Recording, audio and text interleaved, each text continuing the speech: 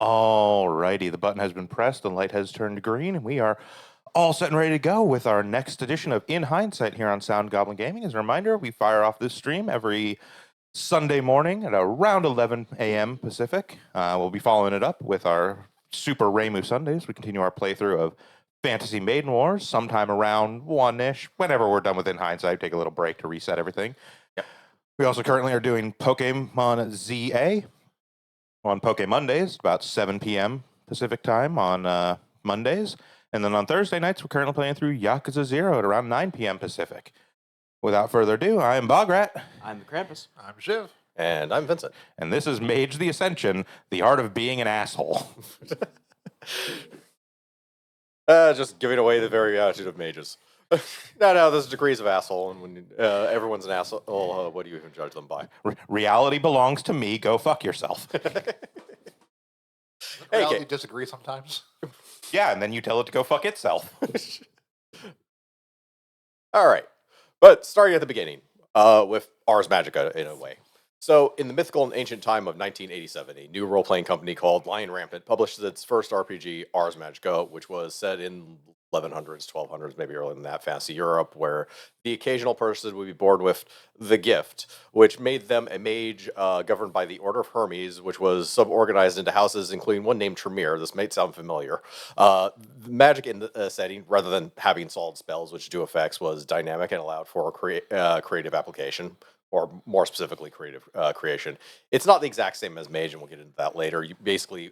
But you still built your own, or mages still built their own spells, and it was as litigious as anything else for how much basically they used an MP system, so for how much MP it would actually cost or what difficulty it would be. Or no, wait, not MP system. It used a difficulty system. Yeah. So like what difficulty was dynamic? To cast it.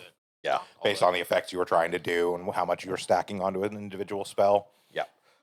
Should be noted, having reviewed this slideshow, we don't go too much into it. There's about one more slide where we do talk about Ars Magica. It is worth noting, Ars Magica has continued on. Yes. For a very long time, was also a World of Darkness property. It is also notable, we may have briefly mentioned it in other World of Darkness books.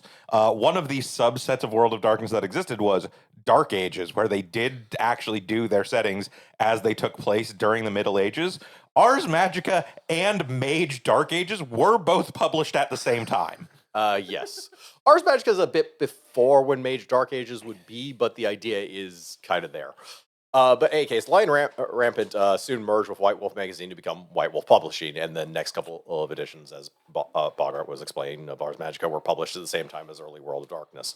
They weren't necessarily under the World of Darkness label, but they were kind of canon to it. Everybody just understood that Ars Magica was Mage the pre-Dark Ages. Yeah. But the game has been through the same basically business maelstrom as the World of Darkness property. It's currently owned by Atlas Games, who published their the 5th edition in 2004. They also published a soft cover version of it in like 2022. So it's still an advocated property, kind of. It's a pretty good system. I definitely recommend checking it out. We may actually cover it more in depth at some point. But yeah. It deserves its own video in its own right if we ever want to really talk about it in more detail. But it is a very different game and engine. Players basically run a covenant that consists of both mages and non-mages. GM duties are encouraged to rotate around the player group. And you're supposed to run multiple characters, both mages and like non-mages. Even sharing, and even sharing the same character sometimes. And yeah, again, the say is some canon to early White Wolf and its magic system definitely influenced Mage the Ascension, the book we're talking about today.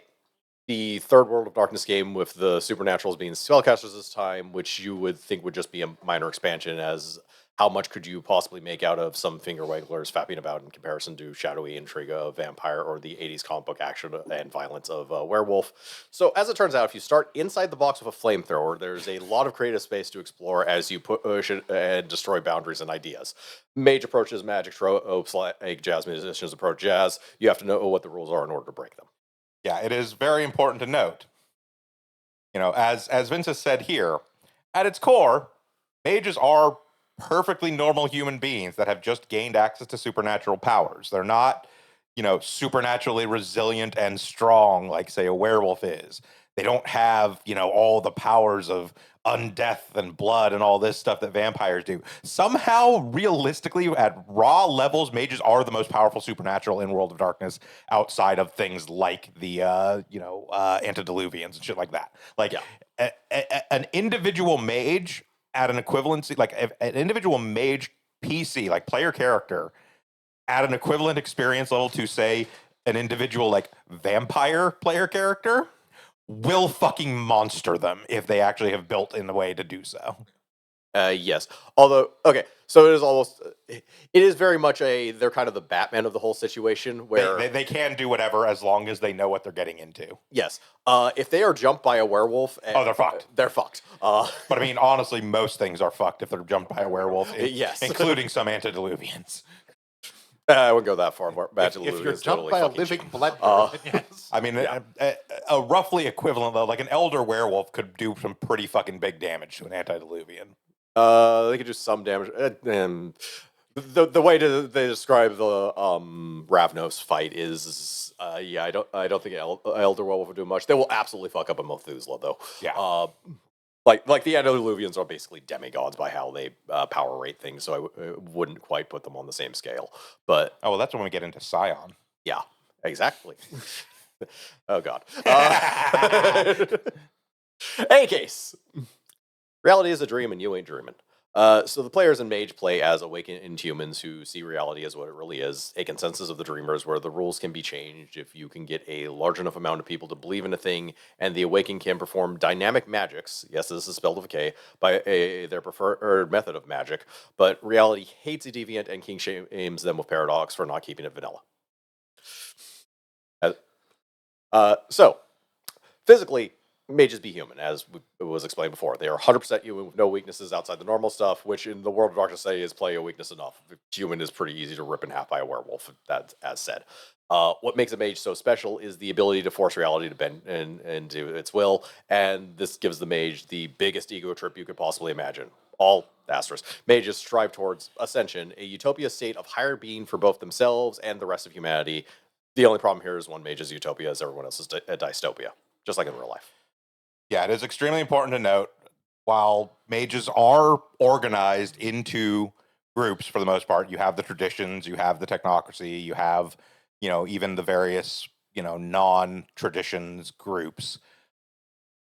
Every individual mage, essentially, for the way their magic works, every single individual mage has to believe that their way is right and everybody else is wrong in some way and just lucking into being able to do things. That is pretty much how magic works. Yes. Let's see. Also, you might have noted, I could actually, unlike the other two supernaturals, I covered Mage in one fucking slide. I didn't have to go into tiny text. The person knows magic. Yeah. It's a pretty simple concept. That's okay. It'll be made for in the fact that we have to go spend 8 pages talking about magic. Yeah. Ironically, there are probably more rules governing mages than the other two combined. So, how to be a mage? Mages are, in a way, as much guided by their abilities and their individual pursuits of ascension as they are empowered by them. In turn, the author is guided by the themes to make an entirely in-character chapter talking about various philosophical things relevant to this game and leaving the reader to parse this nonsense.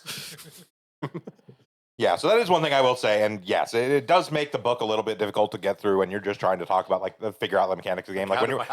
When you're actually playing the game, it can be a little bit annoying. But Mage is very much, in much the same way that Vampire is very much a political intrigue kind of game, and Werewolf is very much more of a physical action comic style game.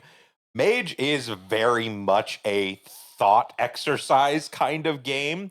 90% of Mage as a player is figuring out how I can justify this thing I'm about to do.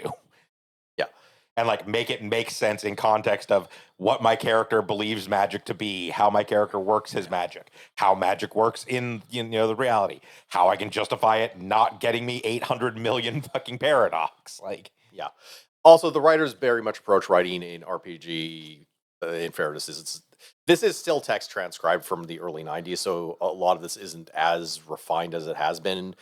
Books nowadays, a lot of our RPGs generally tend to be written for the people playing the game, both the GM and the players. Yeah. early 90s. This is written for the people reading it, looking for something to read, and it happens to have a game on the side. At the very least, that feels like what the approach is for the authors. So getting to information is sometimes eluded in order to stretch out page count. There's also a bit of stretching out page count because that was just done pretty much through the early aughts. The entirety of my review of 3.5 is like, dear God, fucking get to the point as well. It's not anywhere near as bad as it is in Mage because at least there's more crunchy bits in there, but there is a lot of padding. Well, and the other thing, too, is that this book in particular, being the 20th anniversary edition, sort of suffers for that more so than Vampire or Werewolf did, in that Mage, out of all the World of Darkness games, probably underwent the most differences across every different edition that existed.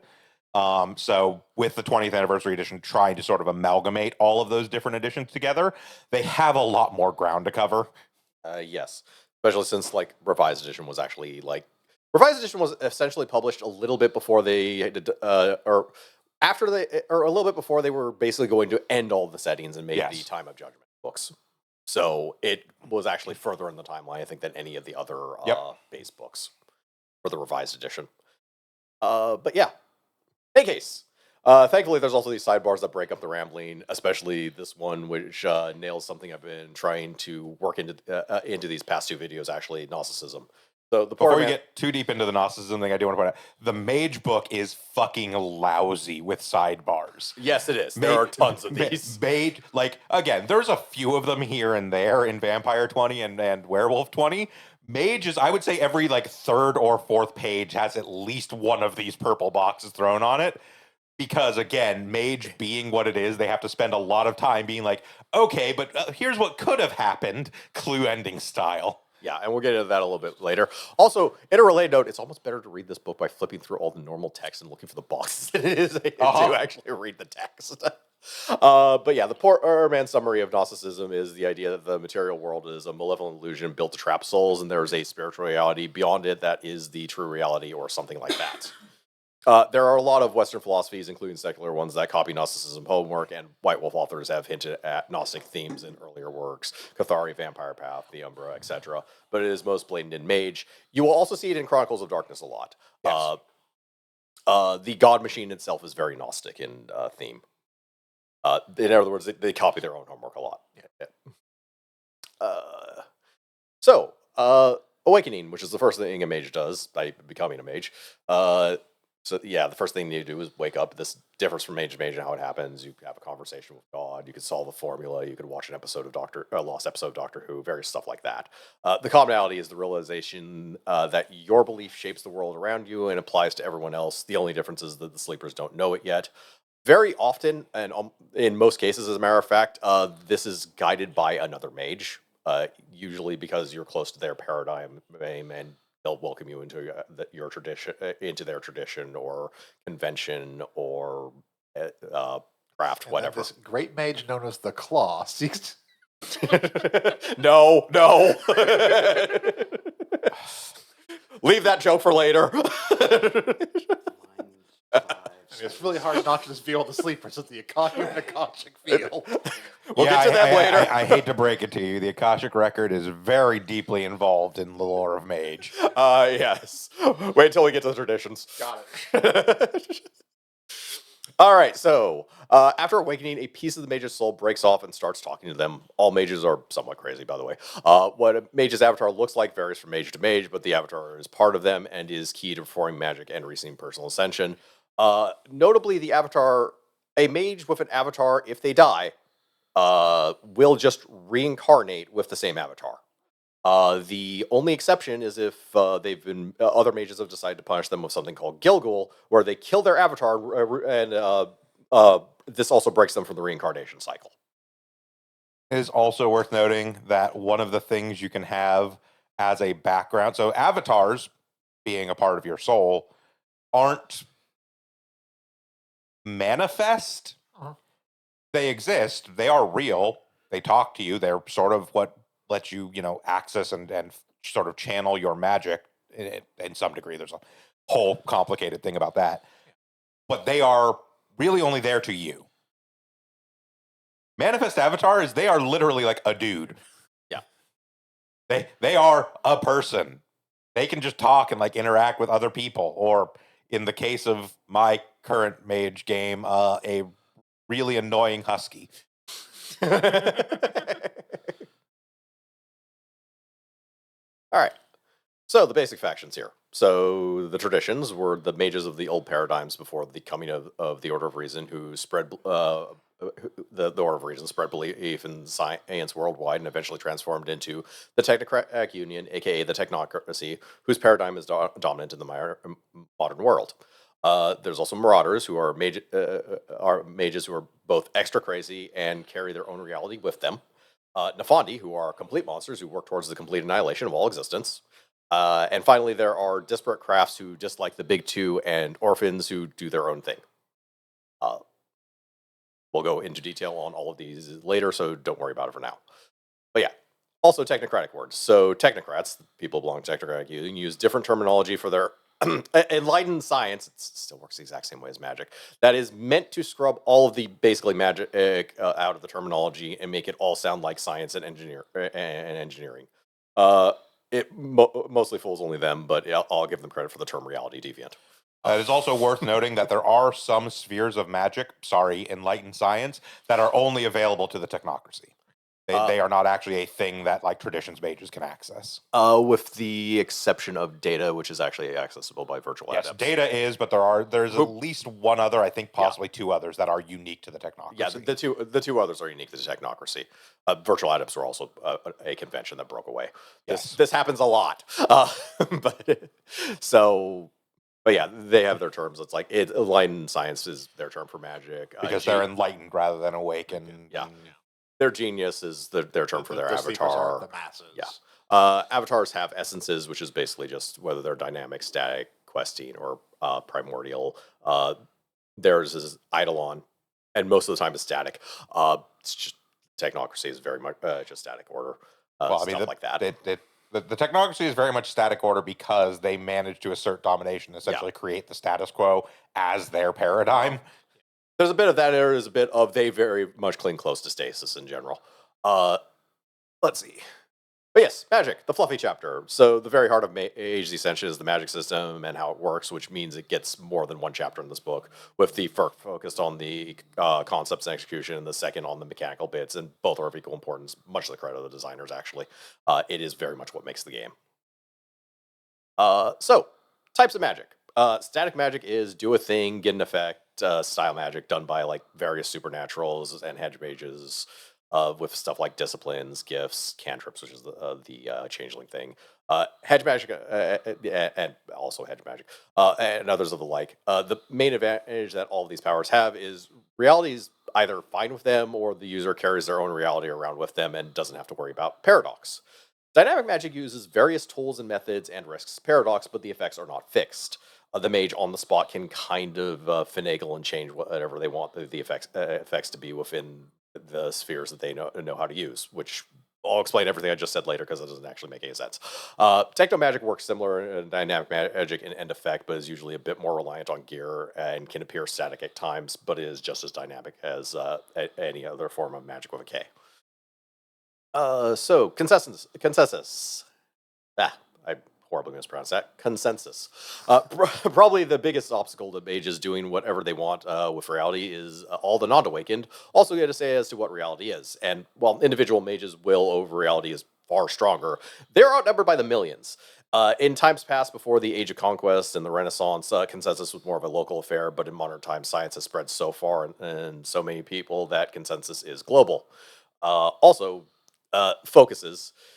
This box is an excellent demonstration of exactly the difference, or how dynamic casting magic in Mage kind of is, with how they basically describe various different ones. So they use their three different examples, which is a hermetic mage, a Akashic martial artist, and an enlightened business executive. So whereas the Akashic mage or the heretic mage, will engage in like rituals and have candles and sigils and chanting and scrolls and stuff like that to do the magic, and the Akashic martial artist will do various katas and forms and motions. Yeah, and then the executive will like put on cologne, put on his best business suit, and use his sheer force of personality. And all of this is magic. This is how. This is the filter through which all of it is done. I I I want to get. I fucking love Mage. Mage is beyond a fucking shadow of a doubt my absolute favorite of all of World of Darkness. Because 99.9% of Mage is just fuck you. I do what I want. Like what do you mean no? No isn't a word that exists in Mage, motherfucker. Yeah. So, with the understanding that 99% or like 90% of my experience with Mage comes from the apparently maligned version of It's not maligned. Oh, it's no, just it's- fans of old World of Darkness really dislike Chronicles of Darkness. Chronicles of Darkness is totally fine as a system. It also has just a much better base mechanic. Yes. But yeah, the Mage is still one of my favorite systems. I do need you to realize, Krampus, because again, the vast majority of your experience with Mage is Chronicles of Darkness. Chronicles of Darkness Mage is more restrictive. That's right. Yeah. That's a wild statement. They try. Mage is one of the few systems they try to rein in with New World of Darkness. I'm not surprised in the least. So, anyways, coincidental and the vulgar. So, probably the most important concept as for using dynamic magic. Coincidental magic is things a person could accept as happening. If you pull an apple out of your backpack that didn't exist, that wasn't in your backpack, it's coincidental magic. If you pull an impala out of your backpack, it is not coincidental magic. If you pull a rabbit in a hat with a bat out of your backpack, that's up to the storyteller. So it is worth noting that the definition of coincidental, and there is actually an entire sidebar in this book, surprise, that talks about this. There are different ways to handle decisions on what is or is not coincidental. And they're primarily based on essentially what breaks down to the one that most people use is the theoretical innocent bystander. If you were to do a thing with magic in the middle of the street in broad daylight with people wandering around going about their business, going to lunch or whatever, and you did the thing, would your average person walking by go, holy shit, how the fuck did he do that? Or would they just be like, oh, okay. Yeah. So it's like, you can get away with certain things. You can generate fire from your hands as long as you do it in such a way that you could conceivably, somebody looking at you could be like, oh, he must just have me be holding a lighter. You can still get away with it. You can still justify it as coincidental. Shooting an 18-foot jet of flame from your palms, not so likely. Yeah. And yeah, getting at that, vulgar magic just breaks consensual reality and attracts paradox, the backlash of reality. You automatically will get some, but how much you get is determined by how good you are at it. If you concede, you're only going to get a little. If you botch, however, the reality police may come to throw you in deviant jail. Yeah, you essentially roll to resist paradox anytime you do vulgar magic. And if you succeed on your roll, you'll always take like one paradox. But you can take only one paradox for the most ridiculous things if you roll well, which is what I meant by sometimes when reality comes and tells you to knock it off, you tell reality to go fuck itself. Yeah. Well, we'll go over the mechanics of it later, but yeah. Okay, spheres. The other thing that restricts the awakened is need to actually know how to manipulate the different concepts of reality, which is represented by the 9 spheres. They are correspondence, which is connection, both if I want physical space and communication, basically. Entropy, which is fate and decay. Also the technical 1/2 of the energy of death. Forces, which is energy. Life, which is life. Matter, which is the inorganic stuff. Mind, it's all in your head. Prime, the raw, unpasteurized magic. Spirit, which is the umbra. And time, a concept of human perception. As you can also see, they kind of arrange this into a cycle, or into a circle here. It does not go over it in this book, and there was no werewolf section for me to put this in, but there is a such thing called the metaphysical trinity of magic, which consists of dynamism, static, and entropy. each one of them has 3 different spheres associated with it as well, and these are very much an intentional kind of parallels to the Wild Weaver and Worm from Werewolf. And there is a lot of overlap between this game and Werewolf, especially when you get to the Spirit World. But first, the setting. The Mage equivalent of the World of Darkness chapter, which is still presented in character by someone who just fucking can't get to the goddamn point, and even more so than normal for a White Wolf book. In any case, the usual super doomer version of reality where everything sucks and is awful, but there is one thing Mage related in here, or more specifically Mage related in here. That's the places where they're unique places. So there are small places in the world where reality is different, known as chantries for tradition mages, or constructs for technocrats, or labyrinths for Nefandi, as well as which I haven't mentioned. We haven't gone in depth into Nefandi. You have mentioned them passingly. I did mention them passing, yeah. As well as other names for basically the same thing. It's a place that follows its own rules and can sometimes be close to Horizon realms, making them good places to practice magic that would normally be vulgar. Reality also contains places that are foundations of quintessence called nodes, which are cairns to werewolves, if permanent, or wellsprings if temporary. These are valuable to mages, which is because they're a source of quintessence, which is just the raw magic and can help you actually do things. But there's also just this big, angry, snarling thing with teeth and fur that may want their cairn back. So, yeah. So it is worth noting a couple things you may notice here.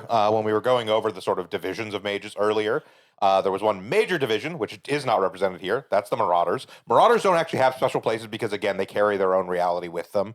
Yeah. They don't fucking care. And there are also the Disparates. The Disparates don't have specifics, but they can effectively use any of the Chantry's constructs, technically labyrinths, I guess, if they manage to get one away Mostly from Nefandi. Chantry is probably the closest to accurate when it comes to them, because they tend to, more of them than not, tend to be along the paradigm. At least associated with the traditions, if not actually belonging to them. Yeah. But they are technically capable of there are some disparate that side with the technocracy in circumstances and can access their constructs, but yeah.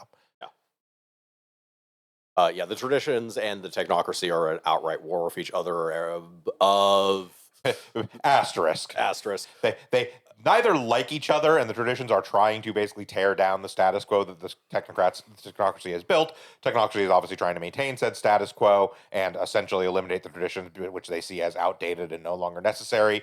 Both of them will drop anything to fuck over the Nefandi. Yes. The Nefandi show up, the war can fucking wait. Yeah. Right. So the Umbra. Returning from Werewolf, the Umbra is also an important part of the setting, though mages prefer to stay in the Upper Umbra, the Astral Realms. But that doesn't mean they don't go all over. And thankfully, the terminology is the same as in Werewolf the Apocalypse. I could not stop thanking them for that. I really don't want to learn 2 different sets of words for the same fucking thing. Yeah, particularly the like entropy and spirit mages tend to deal a lot more with the other areas of the Umbra. Because again, they deal with a lot of the energy of death and spirits and things like that. And the Nefandi are the Nefandi. We'll talk about them later. Yeah. Notably, in order to get to the Upper Umbra, it's actually the Mind Sphere instead of the Spirit Sphere, which would use to get to the Middle Umbra, or the Entropy to get to the Dark Umbra, Skin Lands, and the Tempest, etc. We'll get to that when we get to Wraith. Right. But yeah, starting with the Astral Realms, like the Middle and Lower Umbra, the Upper Umbra has its own penumbra reflecting the nearby material world, where the idea versions of things tend to dominate the landscape, though how it appears is more of a product of the traveler than the realm itself. Deeper in are realms of modern-day concepts that start to form spires, along which are courts of powerful spirits, and they end in epiphanies, which are abstract concepts like the number pi and true love, things like that. Here is also the location of many a different type of afterlife, though not all of them. There's also a decent amount of them in the Tempest and the Dark Umbra, for obvious reasons. Yeah, so in much the same way that like the core conceit of Mage as a game is that belief defines reality. The reason why like the afterlives are here, and the reason why the way that the Astral Realms of the Upper Umbra appears is based on the person going there rather than any sort of static thing, is again because what you see is what you expect. Yeah. So the reason that heaven exists is because people believe there is a heaven, essentially. And so therefore that forms the astral realm of heaven.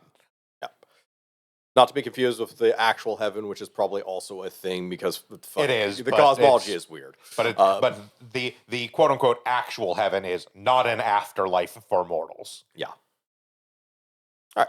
Zones. So realms outside the basic structure of the Umbra that kind of float between all three, occasionally coming into contact with them and reality, and sometimes accessible in various ways. So the Dreaming, which is the land of the Fae, which we'll get into a changeling, is a zone, as is the Forest of Mid-Realm, at the center of which is the Aetherbolt World Tree. Paradox realms come into existence to imprison a mage or maybe 1,000 mages or anyone else in the area. Paradox backlash can be quite a bitch and do whatever the DM wants, or storyteller wants. But yeah, if you run afoul of reality, they will generally just hold you until the universe feels that you've repented or something, but otherwise they're hard for anyone to get into or out of. Yeah, paradox realms are super gay baby jail. Yes.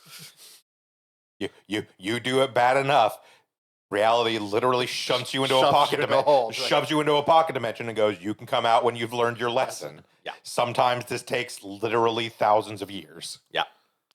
Except only maybe a year has passed in real time sometimes because paradox realms don't fucking care. Yep. Time does not necessarily flow the same. Yep. So, digital web, a space that's always kind of been. The digital web is a strange version of virtual reality and internet technology is circa 1993, with the space initially being founded by the legendary virtual adept Arcmaster Alan Turing, and expanded later by that tradition others as communication technologies advanced and the internet came into being. White Wolf loves to use people from history as important figures. Just I do actually. I don't dislike that. I don't either. This is actually yeah. If you're doing a modern setting, it works really well to ground people. Because here's the thing: if we really want to address it, if they didn't do it, players fucking would. Yes. Yeah. Absolutely. And this one just works perfectly. Oh yeah, absolutely. Yeah. Horizon Realms, mages have having massive egos and god complexes as standard issue, also occasionally just create their own realms. Demi-planes of their own design, and there were a lot of these thanks to mages wanting to get away from the Ascension Wars and consensual belief. Also, there are several archmages / archmasters that can't return to the material world anymore for fear of reality will wipe them from existence. But these things are always unstable, especially ones not made by archmages. Also, during the Avatar Storm, a lot of these got wiped out. Yeah, so it is worth, as is kind of implied here, within a Horizon realm, the rules of reality are set by whoever made that Horizon realm. So Paradox basically doesn't exist within Horizon realms because there's no reality to push back against whatever you want to do, which is why a lot of these spaces were formed. However, the note about the archmages and archmasters there is they're gradually, as you become more powerful as a mage, as you tap more into the things that let you shape reality, your very existence starts to become paradoxical. And if you get powerful enough, you just accrue paradox by being. Yeah, especially if you've used several times over the rote of effectively immortality. Yeah. To basically reduce your own age. You never do this in the material world, even before the Technocratic Union. This was just not a good idea. And if you've done this enough and you walk back into reality, reality goes, no, you're not 600 years old. You're dust. All right, so the history of mages. The first part of this chapter goes into great and head organization name-filled detail of the history of all Awakened throughout most of the recorded time, and I could make several streams going over it and trying to parse the whole thing out. This is even in a book where there's stuff. This isn't a get to the point. This is a you got to the point in entirely too much granular detail. It's almost the opposite. It is a very cool section. It is a very cool section to read if you are just looking for some really cool lore stuff. But in a book that's supposed to be like, hey, I want to play your game. Yeah. Ascension Warriors also does sound like one of those knockoffs, double knockoff Power Rangers series from the 90s, like right up there with Tattooed Teenage Alien Fighters. Go Ascension Warrior. So they got 5 minutes into the first episode and then ran out of budget. Yeah, exactly. But yeah, we don't have time for that today, nor is anyone paying me to do this, so I will just focus on the executive summary. The executive summary is still fucking long. By the way, it's 14 pages, in case you're wondering, for the history of Mage. So, the far past. One commonality of all of mage history is, unlike vampires and werewolves, mages are usually key manipulators in the events of history. For most of human civilization, the awakened have been parallel scholars to their cultures, and consensus reality was very much a local thing rather than a global one, as I mentioned earlier. Also, there is much infighting and squabbles between the various orders of mages. They have never fucking gotten along. Either between different orders or within their own order, for that fucking matter. Again, when your basis of power is your personal reality and belief, then yeah, that Yeah. happens. yeah, again, every mage has to believe that they and only they specifically are right. Even if they belong to an order, they are also the only ones that truly understand that order. Yeah, they are literally imposing their will on reality in order to change reality. You can expect these people to be hard-headed assholes. So, the Order of Region. The squabbling got so bad in the 1300s that elements of the various orders from across the globe, including the Order of Hermes, met together for the Convention of the White Tower and formed the Order of Reason, an alliance of 8 conventions dedicated to a different paradigm dominated by science instead of magic and held together by brutal tactics. They sparked a war between the Order of Reason and the 9 traditions, which the Order won, forcing the traditions to hide in their Horizon Realm strongholds for about 300 years. And then this is about around the time of the Age of Exploration. The Order of Reason is behind the greatest hits of human history, the conquest of the Americas, the Spanish Inquisition, and the Triangle Trade. But wait, there's more. If it's awful event for of some sort during the last 700 years, there's a good chance the Order of Reason is behind it. Please note, the Order of Reason is behind the Spanish Inquisition. They have nothing to do with the Order of Leopold. Or Society of Leopold, but Society of they have Leopold, nothing yeah. to do with the modern Inquisition per se. It should also be noted that the term Inquisition is not a singular entity. It is No. just a thing that happened in various. It is technically an act. Places. It is an act, yes. Yeah. Though the various factions of the tradition were all also adopting the attitudes of the time, leading to rifts and divisions as the order marched on. So how did all this shit go so wrong, even by the standards of mages? So while they are manipulators, the Order of Reason is not omnipotent or fully able to control European countries, and their time-honored tradition of hating each other was in full swing during the Age of Sail. By the way, the time-honored tradition of hating each other between peoples is not limited to Europe. The rest of the world doesn't exactly. It's just for the purposes of our story, the Europe hatred is Humanity relevant. excels at hate. Yeah. So, also not helping is the rise of Nefandi, who had always been around, but found fertile ground for influence in people committing the atrocities and even possibly infiltrating the now forming inner circle of the Order of Reason that restructured during the time of Queen Victoria and became the Technocracy, who had succeeded in bringing in about the worldwide consensus by the end of the 20th century and more or less settled their constant internal struggles and violence with 5 surviving conventions. Exactly 0 of which were the starting ones. Some merged, changed names. A couple merged. Some left. 2 of them are now in the traditions. I will also point out that the original ones, because of the time period that they formed, and they were very much based around science in the 1300s. That also meant that there were also religious orders that kind of belonged to them because that was Where more science or less- was. Yeah, that's where. Yeah. But at a certain point, the religious orders also just got kicked out as well.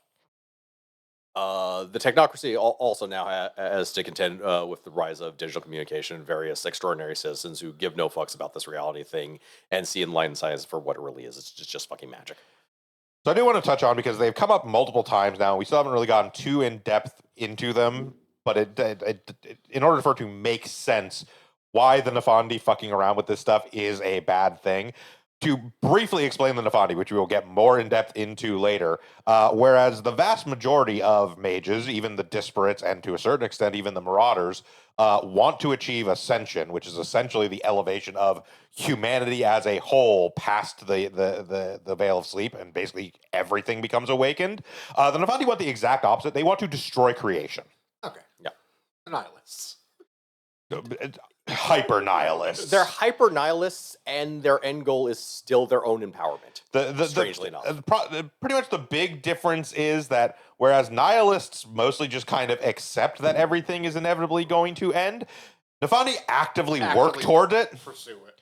Because they believe that if they are able to destroy all creation, they will essentially be able to harvest the energy of that destruction to essentially ascend themselves into gods. Yeah. So that is why they would do things like harness the power of the people committing the atrocities. infiltrate the technocracy as it was being, reformed into the technocracy to become part of the inner order so they can influence the actions of the technocracy to try and, basically halt the technocracy's advances toward enlightenment and ascension, and basically give themselves a leg up on being able to stop their stuff. Yeah, but yeah, we'll get into them in a bit. Actually, they're not too far off from here. So also throughout this book, as we've mentioned, the boxes, a lot of them are labeled future fates, which over the course of Mage, the timeline advanced to the events of the Great Fucking. In this case, it's the Avatar Storm, which is a side effect of something that happened in Wraith, which you will not spoil right now. I want to leave that for later. It is fucking hilarious, and you're not going to ruin it for me. Don't worry, I don't want to talk about the Avatar Storm, honestly. No, not that. I mean the Wraith part. Oh, yeah. Okay, so this left a lot of things in complete ruin when the revised edition came out, so much so that the original traditions of all the Horizon realms were all but annihilated, which was a bit much. So 20th edition is written from the perspective of the events still happened, but we're not quite as near apocalyptic as the 3 minutes from the end of the ending of the setting, which we kind of talked about earlier as well. But yeah. So it is also worth noting that one of the things that they did, because at a certain point they did essentially do a collection of end times for all the settings in the original World of Darkness, that were basically like, hey, shit is going bad. The world is going to end. This is not like you need to stop the world from ending. This is, you have already lost that battle. Now you just need to fucking deal with the consequences of the world ending. The thing is, each and every one of these books had 5 or 6 different apocalypse scenarios, which could be the way the world ends. Yeah. And we will absolutely eventually be covering them. I haven't quite made a itinerary for every book I want to cover, but all of the Apocalypse books are going to be on it. Yeah, but it is just interesting because the thing is, one or all of those Apocalypse events did happen, and then the timeline kept going. Is, just to be sure on the future facing, is it implying that 9/11 was worse than the World of Mage? Yes. Yeah. It extremely was. That is actually a canonical thing. The cataclysms of 9/11. Yeah. There's a whole thing about that. We're really not going to talk about it. Yeah. Suffice to say, there were supernatural elements involved in the events of 9/11 as well. So, the traditions. A collection of paradigms of magic that lost the fight against the technocracy over the ages and has been responsible for its own share of awful, which is nowhere near on the level of the technocracy, but they're not exactly saints. But they still exist and survive with ideals that far outstrip the reality. But then again, what are ideals if not the challenge of achieving them? And are the young to be confined by the crimes of the old? Which is mostly the Order of Hermes in this case, by the way. The traditions value merit and diversity, having their own order and laws, but nothing as paranoid and confining as the stasis-obsessed technocracy. So leadership. Right, I had a slide before that. After the recent events, Horizon and Doistep, the old strongholds of the traditions, have finally been destroyed by the Technocratic Union. The traditions reorganized in Los Angeles, and there are changes to the traditions that are not present in the following section. Sort of, they're minor. This presents a more historical version of them. Mage 20th edition, much like all the 20th edition books, was basically oriented towards giving you a version of the classic RPG collected into one spot, kind of. So, also of note, each of the traditions used to represent a single sphere on the council, but this idea has been loosened mostly for more dynamic character creation. I do just want to point out that it is giving a great deal of credit to say that Doistep was destroyed by the Technocratic Union. Doistep was mostly destroyed by a kick-ass Dragon Ball Z mage fight. Well, stuff like that was bound to implode anyways. The Order of Hermes is as stable as a one-legged chair. They put Porthos in charge of it. Yeah, it doesn't. Yeah, that doesn't help either. Probably also for the best anyways. Right, so starting with the Akashic Brotherhood, which is or the Akash. It's Akashic. Yeah, it is the Their their traditional and quote unquote new name for this.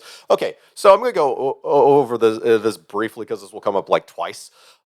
They're in the original edition of Mage. They have 2 orders that have Brotherhood or Sons in their name, This is entirely lampshading old bullshit. They were doing this on purpose, not just to lampshade the fact that these are old orders with some old fogey nonsense ideas. Because mages live for fucking ever, and sometimes the guys at the top. It's much like the vampires who just have like people who just. It was stick good around. enough for us in 1450. It's good enough in 2005. Yeah.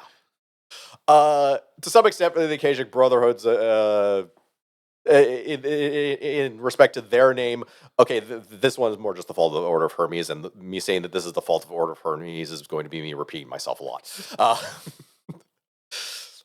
Any case, yeah, That's hard to pronounce. Why can't you just be the Akashic Brotherhood? That's You're Steve now. Bograd is being fairly accurate, actually. In this respect. The Order of Hermes are the assholes of all assholes. Yes. But yeah, they are very much these physical meditation in order to get in touch with your mind. They occupied the seat of the mind, basically. Their affinity spheres are mind and life, and their magic is very much about self-perfection. Yeah, both mind and body. Yeah. Let's see. Celestial Chorus. Basically, these are the ones that would awaken by basically talking with God or some equivalent. They're not necessarily restricted to Christianity. They have kind of been in the past. They've had their own turbulent past, but modern day Celestial Chorus is very multi-religious.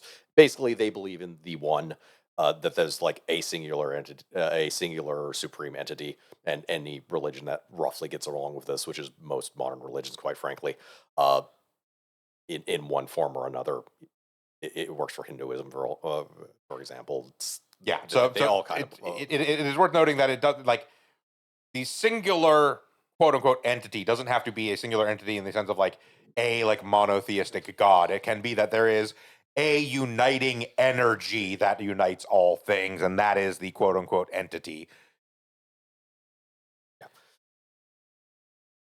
This does include, if you are, since mages are crazy, this would work anyways. If you had a very strong and deep belief in the flying spaghetti monster, you could awaken and be a Celestial Chorus mage.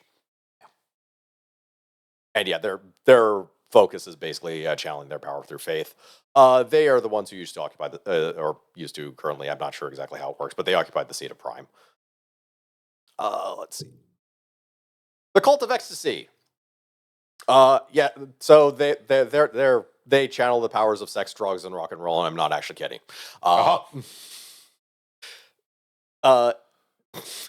They kind of have a reputation precisely because they channel the powers of sex, drugs, and rock and roll, but this is very much going out into the extremes of senses in order to see reality for kind of what it is. Mind you, the and should probably actually be an or on that. They don't necessarily use all. They don't necessarily use all three per se. They can just channel their power through just playing music. If you want to be like a guitarist who plays awesome riffs in order to change reality, this would basically be the one you're a part of. A lot of the traditions are loose enough in interpretation that what you actually want to do can be reasonably loose for your basic concept. But yeah. And theirs is they occupy the seat of time, which makes enough sense considering they play with perception. And again, time is a concept of human perception. So, the Dream Speakers. Sort of a merger of all the effectively what's a good way of putting this? Really, the religious of a lot of like priests of the indigenous culture, indigenous religion and culture. Yeah, basically of Africa and Native Americans and stuff. Africa, like North and South America. Yeah, a little bit of like Western Asia, just because again, tied nearly to Africa. Like out East and Southeast Asia are entirely different. Yeah, those are more Akashic. Yeah, those tend to fall more into the Akashics. But yeah, it is very much their focus on magic is more through like the individual rituals, which is more the medicine and such, and things like that. This could also be technically, since the Native American is here, you could also do it through like taking peyote or something. Uh, and as you could kind of guess from the name, their seat was spirit. Let's see. The Thanatos. So I think they're more defined They're by goths. yeah, They're goths. they're kind of Fucking goths. Yeah, they're as much as anything defined by their seat on the council as the easiest explanation that they're the entropy ones. But and more or less, okay, so they're actually more rooted in South Asian because they're very much about the cycle. Yes. Entropy is the bottom of the cycle where everything comes back to the beginning, and they emphasized all of entropy. This for the Thanatos, by the way, included yeah, you're kind of at the end of your life, so you should die now in order to get back in the cycle type of thing. So and what that meant it depended on the Thanatos mage. Their more modern update, by the way, was to actually get de-emphasize the death part of the Thanatos, because entropy is not just about death; it is also about fate and probability, and is subtly one of the more powerful spears, actually. But Oh yeah, well, extremely. yeah, It is simultaneously one of the more powerful spears, and also the spear that is easiest to make everything you ever do coincidental. yes, because you're manipulating fate, and fate is almost naturally coincidental when you're doing stuff like that. It does have a slippery slope problem if you don't do it right, but you have to actually be really incompetent, quite frankly.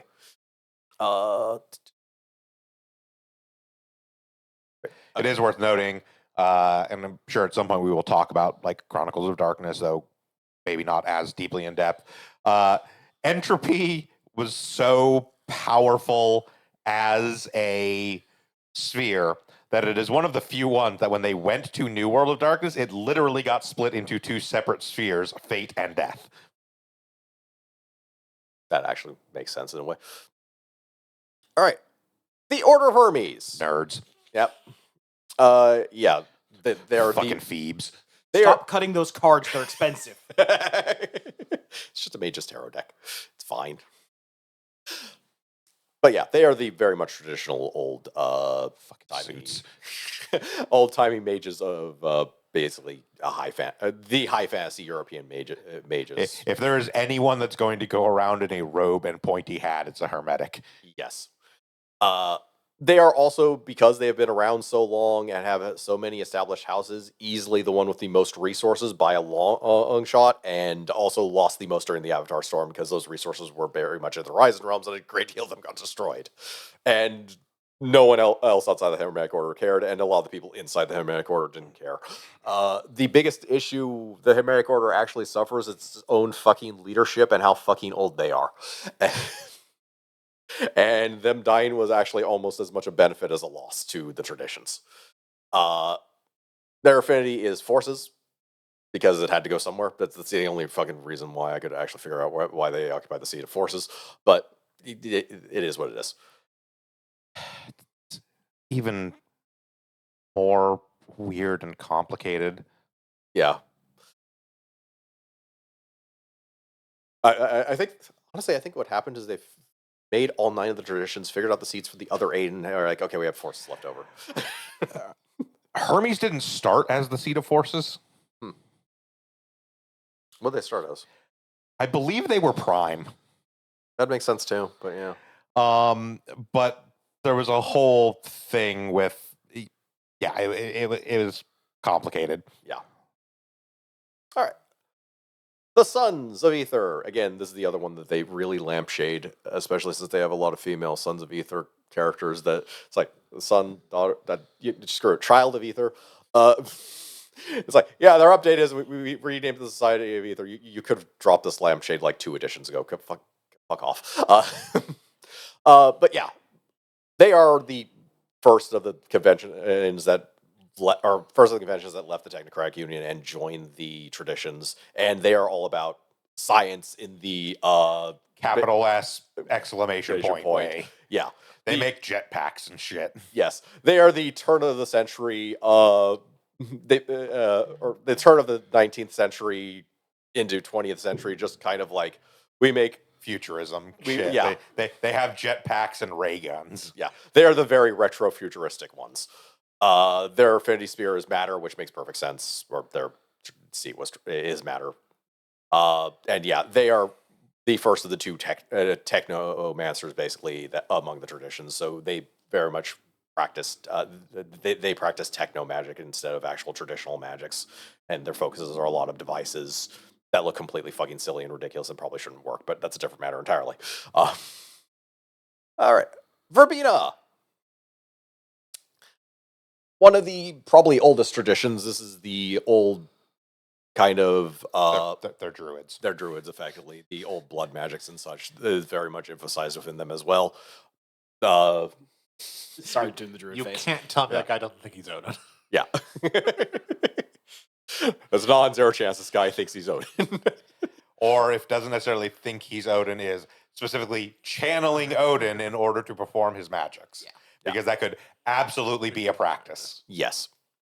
Yeah, their seat was life, which makes enough sense.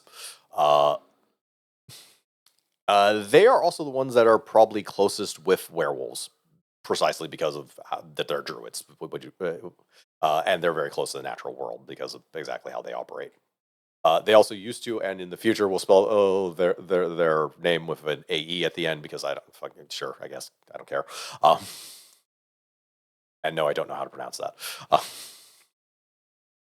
Let's see. And finally, the virtual adepts, the other ones that much more recently left the Technocratic Union, literally at the end of World War II. See that Alan Turing thing? That was actually literally that. Like the founding of the virtual adepts as a tradition rather than part of the technocracy. Yeah. Previously, they were actually split between between a couple of conventions. But yeah, their magic is manipulating code. And stuff like that. They're basically hackers, as a tradition, and it's very much a lot of computer work. Their affinity spirit, or yeah, their seat on the council is correspondence, but technically, since they are a fairly recent conversion from the conventions, they actually know the data version of correspondence and can have that one or correspondence. It's actually your choice, which is kind of interesting. But yeah, they're very much about everything is data. You can kind of hack at things. The reality has its underlying code. For some reason, they decided to change their name, even though Virtual Adept I think works perfectly fine. See, I like their modernized name though because it really pisses off the Hermetics. The Mercurial Elites. Yes, because they named themselves after Mercury. I'm honestly convinced that was at least 50% of the reason. It's a non-zero chance that's the case. Yeah. All right. No, that other big faction, the Technocrats or the Technocratic Union. So inside the inside workings of the Technocratic Union is largely unknown to outsiders. In other words, if you're a player character and you are not playing as an actual Technocrat, you don't know shit about the technocracy. Nope. Period. You know the technocracy exists. As far as you can tell, the technocracy is monolithic. Yeah. So yeah, the traditions look at that very much as a faceless and unrelenting machine. This is far from the truth, and the modern Technocratic Union is hardly the bad guy organization you'd expect from the other sections of this book. They are a different type of bad guy organization.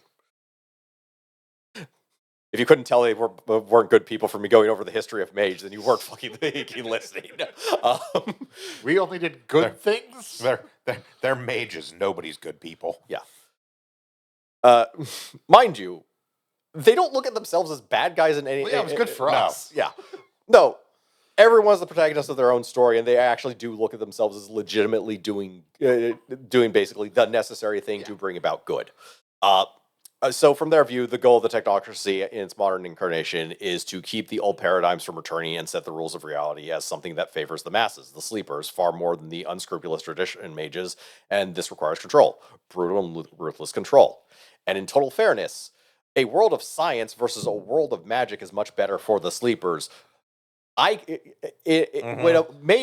I have a sword and a mage can throw a fireball, I'm in trouble. When I have an M16 and a mage can throw a fireball, this is a much more even playing field. Yeah.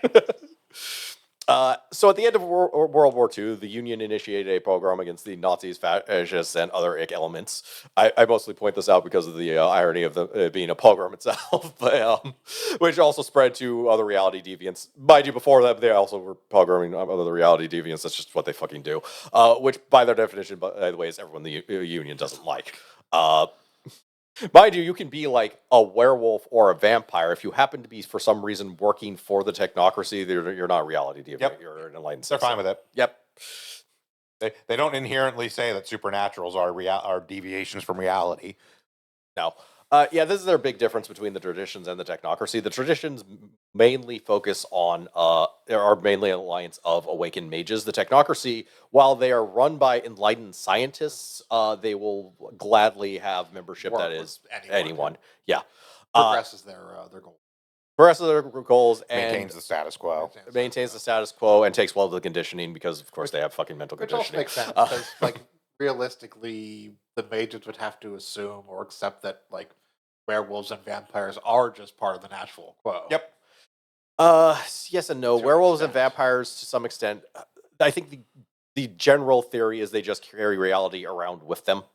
And no, they would still get rid of werewolves and vampires, but there is such thing as pragmatism in these people, as much as you kind of have to bleed it out of them. Yeah, the traditions don't actually care that much about werewolves. Definitely vampires. It depends on how much the vampires are fucking with things at any given moment. The technocracy, yes, would technically be happy to see all vampires and werewolves eliminated, but that can wait for later. Yeah. So the technocracy is a static organization dedicated to order, following the plan known as the timetable, and with the ideals embodied in the precepts of Damien. All of this is a product of the inner circle, which came into being during the Victorian era, and may or may not be like 60 to 80% Nefandi. It is entirely up to the storyteller on that one. They could be anywhere between one guy and the entire fucking inner circle. Who knows? But yeah, the precepts of Damien, order, stasis and consensus, bring stasis and order to the universe, predictability, bring safety. Once all is discovered and all is known, unity will be one. Technology and training, convince the masses of the benevolence of science, commerce, and politics, and the power of rationality. Conflict and suffering will be eliminated in our utopia. So safety and security, preserve the gauntlet and the horizon. Chaotic individuals who open gates with impunity threaten the stability of our world. Uncontrolled portals will allow outside forces such as Nefandi to access to our world.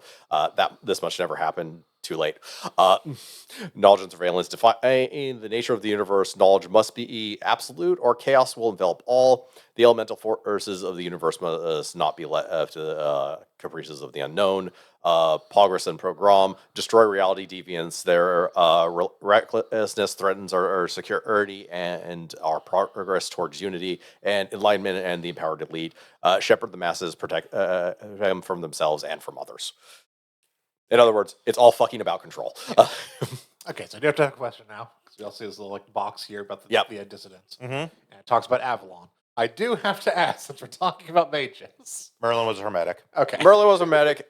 Avalon is a concept to them, and Avalon is a very common thing among mages for like an ideal to reach for, but it is more of an abstract concept. Yeah, it's like, is Merlin around somewhere? I believe Merlin is dead. Okay. I don't remember off the top of my head. I know he's at the very least not actually a major player. If he is still around, he is absolutely stuck in a Horizon realm and never leaving. Yeah. So the Order of Reason and the Technocratic using to some extent had during all that period of conquest and conquering and everything was also fighting itself constantly as well, and there was a lot of blood and conflict. Yeah. There's a lot of conventions that left and or were destroyed and or reformatted, etc., etc. It is a lot more stable as the Technocratic Union. That does not mean they are actually all that as stable as they project. Hence the entire box on Technocratic dissidents. Yeah. A lot of them are basically, they're probably Nefandus among us. We need to fucking hunt them out. Also, there's this little concept here called Room 101. This is more of a term. This is more of an abstract term than anything specific. But this is basically where they go to get, social process and reprogrammed. Because Yeah, technocratic mages, to a fault, or enlightened scientists, sorry, are conditioned very strongly, and this is to keep them under control. This also means like members of the control-based people who have all these tenets about control. Control. Also want to keep their own people under control. Yeah, they will also do this to like any tradition mage, any tradition or craft mage that they capture and they think is too much of a liability. They will try and condition them. If they can't, they'll eliminate them. Stuff like that as well. Okay, so Claire, because I did want to go look it up, because Yeah. there's actually a different Merlin in Chronicles of Darkness than there is in World of Darkness, and I wanted to look up to make sure I was remembering correctly. So, Merlin in Old World of Darkness is actually a guy named Myrdin, Myrddin. Known today as Merlin, some people question if he is the same as Arthur's Merlin. Hermetic scholars, like Professor Twitmarch of House Merlinita, claim he is not that Merlin. What we do know about him is that he was named High King of the Principality of Gwynedd between 500 and 515. He has been associated both with Verbena and the Hermetics. He is a High King. He is an Arc Master. Mages of the Order of Hermes believe that the historical Merlin was actually named Merlinius, a Celtic-born magus trained by continental Hermetic masters. Merlinius embodies the Hermetic magical ideal of the wise advisor to a great leader. The Verbena maintain that Merlin's father was one of the legendary Wick, and Merlin's extraordinary power was a result of the blood of the first ones running so strongly in his veins. No, we're not going to go deeper into this, for fuck's sake. But the fact is that either way, Merlin does exist. He is either a Hermetic or a Verbena, depending on who you ask. And no, he's not around anymore. If he was, he would absolutely 100% be trapped in a Horizon Realm. He can never leave because reality would literally twist really itself upset up. about a 1,500-year-old dude showing up. Really upset nothing. It would twist itself through its own fucking butthole to destroy him if he stepped a fucking toe back into reality. And nobody talks about how Merlin turned himself into a squirrel one time and had to fend off advances from that lady squirrel. Nature is cruel. I remember that documentary. Interestingly, if I remember correctly, a lot Merlin more about does Merlin shit. Yeah. Good show. a lot more about Old World Merlin gets defined in Changeling than actually does in Mage. Somehow that makes a lot of sense. So, in any case, internal affairs. The Union's biggest problem has been for a while the Nefandi in their ranks, as well as agents of the Worm, which some Nefandi are sort of. We'll get to that when we get to Nefandi. The Avatar Storm, however, destroyed a lot of the Horizon Realms, and quite a few of the Nefandi were probably members of the Inner Circle, the leadership. So this might have actually been a blessing in disguise, as the loss of the connection to the higher-ups may have freed the conventions to adopt less omnicidal tactics that actually accomplish their goals. Or not. This part is left entirely up to the storyteller. I find it especially funny if post-Avatar Storm, oh yeah, we accidentally got rid of all of our Nefandian leadership because the leadership doesn't fucking exist. You know, which is extra funny when we get to the Disparate Alliance, but get to that in a minute. A case, as we mentioned earlier, transhuman agents, unlike the traditions, which are mostly composed of awakened mages, the Union has plenty of unawakened personnel, enlightened citizens, which can consist of like the other supernaturals, as well as plenty of extra human operatives like clones, cyborgs, and robots, which are products of enlightened science. Magic. The technocrats the line size of the technocrats is employed en masse for, king shaming operations against reality deviants. I will never fucking not love this term. I mean, it works well. Just label everyone deviant. Yes. Okay, so the 5 conventions, starting with Iteration X. They're pretty much the people tasked with making the newer technologies and the hyper technologies of the technocracy. I'm going to be repeating the word tech a lot. Just deal with it. Why does that picture look as art? That gun has a stalk on a stalk. The other one has a barrel. That's like. This book is from 2013. It can't be AI art unless the AI art was time traveling. It's not AI art. The thing you do have to remember, Shiv, a lot of this was all made, and like I don't believe that is new artwork for this book. I believe that's traditional Iteration X. Probably is. The thing you have to remember, most of this was being made at the height of like the late 90s, early 2000s, when Rob Liefeld was a respected comics artist. I'm fairly certain this is also a coloration because I think almost all the old Mage books are Black and white, yes. Yeah. It just looks very dumb. Yes. More so than You're all of gonna our you're gonna talk about the stock on the stock and No, not the also- 6-foot-long broom handle Mauser. I was also mentioning that one, yeah. Yeah, the dire Mauser there. Also Not inexplicably, enough spikes. they're both shotguns. Yes. This dire one needs bones.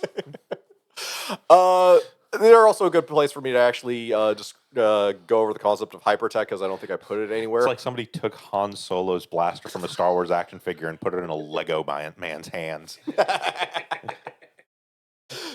But yeah, in spite the fact that they've built the reality, their technocrats aren't actually immune to paradox per Nope. se, especially when it comes to hypertech. So if you're trying to use technology that is well above and beyond what anyone would actually believe, Yeah, they reasonably still have to believe, deal they're with still going to- consensus. Yeah. So having cybernetics is not necessarily the best things when walking around outside. Because, yeah, you can still get backlash from doing, like, you using your cybernetic arm in order to, like, lift a car. You're still going to fucking get Punch backlash. through a brick wall. Or, Really's gonna notice Yeah. that shit. well, again, So, paradox is very easy to avoid if there's nobody around. Yeah. It actually, like, the difficulty and the strength of a paradox roll is actually determined by whether or like not you have witnesses. observation. Yeah. It's not just you do things and reality disagrees. If you do things and reality disagrees, but there's nobody else around other than maybe other mages, There's no one else to be affected. reality can't fucking do anything about it. Generally, a Or- good way to think about it is you only incur big amounts of paradox if you strain consensus. And if the only people around who have consensus are mages, who have a loose definition of it at best, Yeah. you can't do that much. Also, there are methods of cheating, which we actually went into with like the previous slide. So, them walking outside with their cybernetic arm and punching a wall in order to break it is going to cause paradox. However, being inside of one of your constructs, which has its own reality anyways, and inside of there using your enlightened science in order to make this cyborg, and then having the cyborg go out there and punch something, the cyborg isn't Perfectly a fine, mage; yeah. he's perfectly Yep. fine.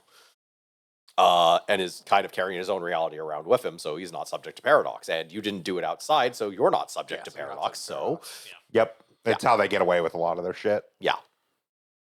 Like, they have very much put their thumb on the scale. They are not perfectly immune to their own bullshit. And they have a lot of technology that is well ahead of the timetable, effectively, stuff they want to introduce later, but hasn't quite hit the mark yet, and is fairly useful for deviant hunting. So, Yeah. It hasn't become ubiquitous enough and accepted enough. Yeah, well, and it's like while they do have a great deal of influence over the world, it's much the same as it was, back when we were talking about, like, they didn't have control over, Europe hating the rest of Europe in much the same way. They don't have control over all of science, so they can't just bust something out and be like, hey, our scientists in this lab discovered this thing, if it's, like, too outlandish, because other scientists who are not, enlightened, Mages will be like, this is they're not- just regular scientists, will be like, that is not physically possible. yeah. Right. New World Order. Yep. So they're the Men in Black. They are very much their job is to Not to be confused with the Men in Black or the Men in Black. Yes. Their job is to shape world consensus. Basically, they are responsible for keeping and making sure that the public believes in science and the advancement of technology and such along the paths that the technocracy wants. Yeah, they're pretty simple to describe, actually. Also, not all of them are in black. They actually have 3 different levels. There are white suits, gray suits, and black suits. Yeah. An increasing level of severity of the necessity of manipulating events. Yep. Black suits will just erase you from existence backward and forward if they need to. Yep. Predators. So the other type of the other end of the science, they are the ones Biohacking. They're the biohacking. They are responsible for a lot of things like vaccines and cures for plagues and stuff like that. Actually, again, the technocracy is not comic book evil. They're just crushing or soul crushingly static. Yeah. But their goals are to some extent a type of noble. Their means are fucking terrible. Yeah, it's just like, their general goal is the betterment of all of humanity. They just go about it in the most heavy-handed. Yeah. Yeah. Uh, They are like by definition, the entire technocratic like philosophy is basically had to be me. Somebody else would have gotten it wrong. Yeah. Progress at any expense. The Syndicate. Or, oh god, I love these guys because it's so fucking stupid. The Syndicate is very much taxed with that they are the resource people. They are the reason. They are the reason the technocracy has any wealth and quintessence, but basically both mundane and magical. So quite literally, the Syndicate are the entropy focused technocratic discipline. They manipulate the stock market. Sounds Oh, right. it's even funnier. We'll get into it when we get to primal utility because they have their own Yes. version of prime, and this is Yes. the funniest shit I have ever fucking read. But yeah, they do in fact use the magic of fate to like manipulate the stock market and shit. Yeah, they have their hands in basically every single anything that will remotely make money, both crime and not crime. They're conventional businessmen as well as like drug runners. Or, well, they're on the upper scale. They wouldn't be the drug runner, but yeah, they have their hands in basically everything, and they're the reason. They are pretty much the purse behind all of the rest of the conventions. Basically, if the syndicate doesn't like a convention doing a thing, they won't get resources to do a thing, and they won't do a thing. But they are entirely on the resource side and not the execution. And finally, the Void Engineers, or the only people in this entire convention I will legitimately just call unambiguous good guys. They are tasked with keeping fucking shit in the spirit world, and contained. The Ghostbuster over there. Yeah, they Yes. are Ghostbusters. Yeah, they are Ghostbusters. They dive into what they call the Void, but it is basically all realms of the Umbra in order to find the most horrible threats to humanity and contain them. They are also the ones most likely to work with the tradition mages or the disparates or fucking anyone. It doesn't matter. We have greater evils to deal with. You could literally see in their opinion on the fellow conventions is placate them. We need the resources. They're the Mage equivalent of like a black spiral dancer shows up and all the werewolves go, let's go fuck that guy up. Yes.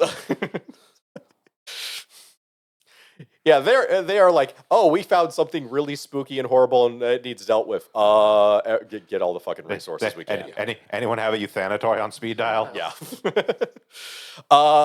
One of the other funnier parts of their lore is post Avatar Storm, something a new threat called a new thing called Threat Null has appeared. So that's the only way they'll refer to it to the other conventions because they don't want the other conventions to know anything about Threat Null, because Threat Null is post Avatar Storm. A lot of the old technocrats that got caught up in the Avatar Storm, parts of them have turned like half spirit and kind of gone partial marauder akin to that. So there are 4 conventions worth of dark reflections of basically the other conventions operating inside the Umbra, and they are desperately trying to make sure they do not get outside the Umbra. That's fair. Note I also said 4 and there's 5 conventions. They have not found the Void Engineer equivalent. So, and they are disturbed as may hell or by may that. not exist. Yes. But they have to assume that it does. Yeah. Also notable, they have their own unique Version of of Spirit, which is called Dimensional Sciences, because Spirit doesn't really even work for the technocracy as a concept, so yeah, it makes kind of sense there. So, next faction, the Disparate Alliance, or the practically everyone else. There are other ways of doing magic outside of the traditions that have survived, but don't want to associate with the traditions for various reasons. Among these are also former conventions of the Order of Reason who were betrayed by the Order and make claims to the true nature of the technocracy. Claims that brought these groups together in a secret alliance with one goal in mind: purging the technocracy of the Nefanti, which might not exist anymore. It depends on it is entirely on the storyteller for that one. So, starting with the primary driving force behind the Disparate Alliance actually being a thing, the Alibatin. So the Alibatin are actually one of the founding members of the traditions. During the rise of the Technocratic Union, they actually left the traditions and just, they didn't actually go anywhere. They left the traditions. Yeah. We're gonna stop coming to the meetings. Yeah. Basically.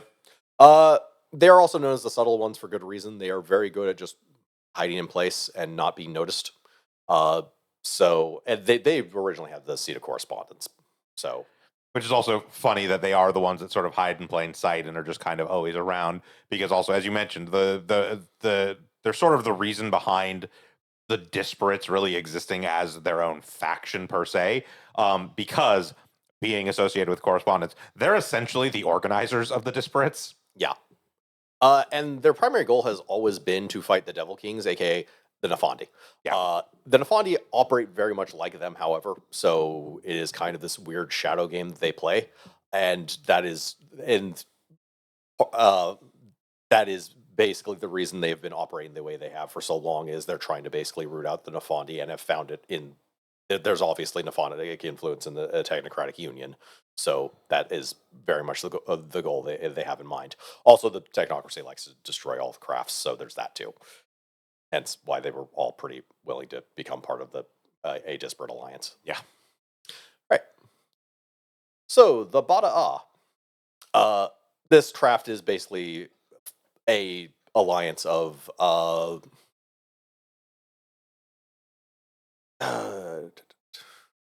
again, me trying to find the right words for it, is basically the tradition. It's a lot of the like Africanized, like Yeah. Caribbean tradition, so Voodooing, Yeah. all that kind of stuff, and a lot of a lot of like West African tradition as well. Yes, but specifically the ones practiced in the Americas. Yeah. But both in like you'll find it in Brazil as well. There's Christian influence in it as well, but it is basically an alliance of basically form the Yeah, these are the ones that are going to religious deal with stuff like practices the Loa and things like Yeah. that.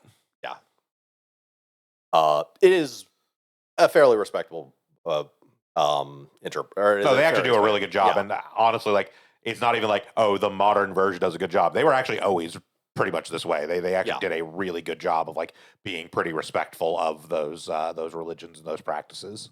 And honestly, the Ravnos are kind of an exception. They're usually fairly good about it when it comes to that stuff. But yeah, right. The Children of Knowledge.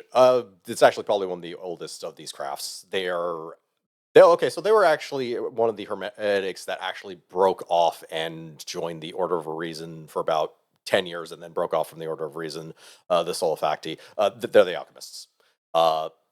The more modern interpretation of the alchemists or chemists, because chemistry is basically just or it's just a modern version of alchemy that actually works and isn't bullshit. But Hey, they turned lead into gold at the Large Hadron Collider, man. That's all I'm saying. Yeah, It's an actual thing that happened. only took them a few thousand years. They weren't trying to do it. It was an accident. That was a byproduct of what they were actually trying to do, but they still did it. But yeah, the Children of Knowledge, the more modern things they're into is the reality warping effects of like LSD. They are the more LSD focused ones. Yeah. So there's a bit of that. Let's see. The Hollow Ones. This craft is as old as Mage. You will find them in the first edition of Mage in the tradition section, actually. They were for quite a while basically considered the 10th tradition and or the orphan tradition of sorts. They are uniquely, their affinity sphere is any, which is actually kind of a neat bonus for actually being one. They kind of got sick of but yeah, they're an alliance. The Darklings are basically an alliance of sort of weird countercultural lists. There isn't as much of a uniformity to them, other than like they've been like the flappers, the hipsters, the only thing that really unifies the Hollow Ones is the rejection of authority. Basically, yes. But yeah, they're basically counterculturalists. Koaloe. They're very much Polynesian mages, basically. Their tradition is also very much tied to like Polynesian nobility, so yeah. More or less, I think that they were kind of nearly dead, but have revived recently, and that they actually have, or you would, as much as they might have a understandable hatred for like the European mages, they have more of one for the Nafandi, or their equivalent thereof. So that is more their focus, and also the reason why they're kind of part of the Disparate Alliance as well. Yeah, one of the interesting things I actually really like about the Kabbalah is like mechanically it doesn't have much impact because mechanically they want to work within the same system. But as far as their actual tradition goes, like at their actual practices, they don't believe in spheres. No. Their like quote unquote magic is defined by what they do, not by like, oh, this I am calling upon the magic of forces to do this. It's like, no, the fire's fire. Not sure if that N is pronounced or not, but It's the Ngoma. Okay, thank you. Yeah. So oddly enough, these are the Order of Hermes, except sub-Saharan Africa, effectively. Yep. To the point where some of them did actually join the Order of Hermes at a certain point, but most of them have basically integrated into African society. They tend to be more on the upper crust echelon of that society, but they still have these secret practices that are kind of hermetic. They're the African equivalent of hermetic in nature, hermetic per se. But yeah, a lot of their practices, interestingly, do derive from, even though they're, not strictly speaking as such. I mean, you can even notice on the scroll that dude is handing there. They do a lot of like Egyptian mysticism, a lot of like Arabic mysticism, yeah, and obviously a lot of like sub-Saharan African stuff as well. Yeah. Orphans. This isn't actually a craft. This is literally the orphans. Everyone else. Yeah, this is everyone else. This is the everyone else of the everyone else that is the disparates. Yeah. The self-awakened and didn't want to join a tradition of one sort or another. A lot of them are actually members of the Disparate Alliance because they don't want to be hounded by it. They don't running purely solo as a mage is extremely difficult. Yes, especially since the technocracy does not like reality deviants. So. But also at the same time, there are plenty of orphans who are quote unquote orphans by nature of they don't belong to anything. But like they don't even know that other mages exist. Yeah. Yeah, you can see other stereotypes, assuming that the orphan ever heard of these guys, which is unlikely. Yeah. Let's see. The Sisters of Hippolyta, or as I like to call it, the Black Furies, just did this better. You're even Greek. But it is along the same lines. It is a female only tradition, or not tradition, female only craft. That is very much focused on women's rights. The Toftani, the other Arabic one, this more goes into the Arabian Nights. If you didn't put a layer of Islam on top of it to make sure that all these weren't burnt, a few thousand, or all copies of it weren't burnt a few thousand years ago, basically. But it is like more the old Arabic traditions of magic that predate Islam. See, Templar Knights. It's literally the Knights Templar. So not even in a like abstract way. It is literally the Templar Order survived and basically kind of went underground and became a magecraft. So they were originally a member of the Order of Reason. Yeah. The Order of Reason betrayed them and nearly destroyed them. Tried to eliminate them, which is like the actual historical destruction of the Knights Templar that we all know from history. Yep. So they tried to destroy them because they realized there was Nephandic influence within the Order of Reason, and okay, they're just fucking agents of Satan to the Knights Templar. Uh-huh. Yeah. I mean, and the Knights Templar are not entirely incorrect, frankly. No. They have a very Judeo-Christian lens that they put everything through, but they've actually modernized pretty well, quite frankly, considering where they've come from. I mean, you literally see the dude right there. Like, yeah. It's like, okay, we have guns, we have Kevlar. That straight up looks like a special forces dude. Yeah. But yeah, they are very much, okay, we want to be the soldiers of God for when he returns. And they work with the Disparate Alliance because there's demons over there, let's fucking kill them. Again, pure devotion to destroying demons on the Nafandi, which is what the Disparate Alliance mostly cares about. Yeah. They're also one of the reasons why the Ali Batin formed the Deviant Alliance, or the Disparate Alliance, is because they... Or Deviant Alliance, according to the they're all Deviant But yeah, they're one of the major reasons, because they were basically insiders. They're like, hey, there's Nafandi controlling the Order of Reason, and again, the Ali Batin hunt the Nafandi as best they can. Let's see. Wulung. They're Chinese mages. I don't think I really have to explain much more than this. They are exactly what you see on the tin. Like, yeah. But yeah, they basically represent Chinese, more Chinese flavored magics that fall into those traditions and such. All right, on to the next section. Nefandi. The true villains of the setting. Mages aren't interested in selling their souls to dark things for power, as they already have near godlike potential. While some Nefandi will worship demons, the worm, and other dark things, they do so of full volition and desire because they want to. Death, misery, destruction, decay are their true goals. Not entropy, but capital O, oblivion. yeah, that's what I was getting into earlier when you were talking about like the nihilism. Yeah. Nihilism is just entropy, just accepting that things are going to slowly fall apart and eventually come to nothing. The Nefandi are actively working towards the destruction of all. Yeah.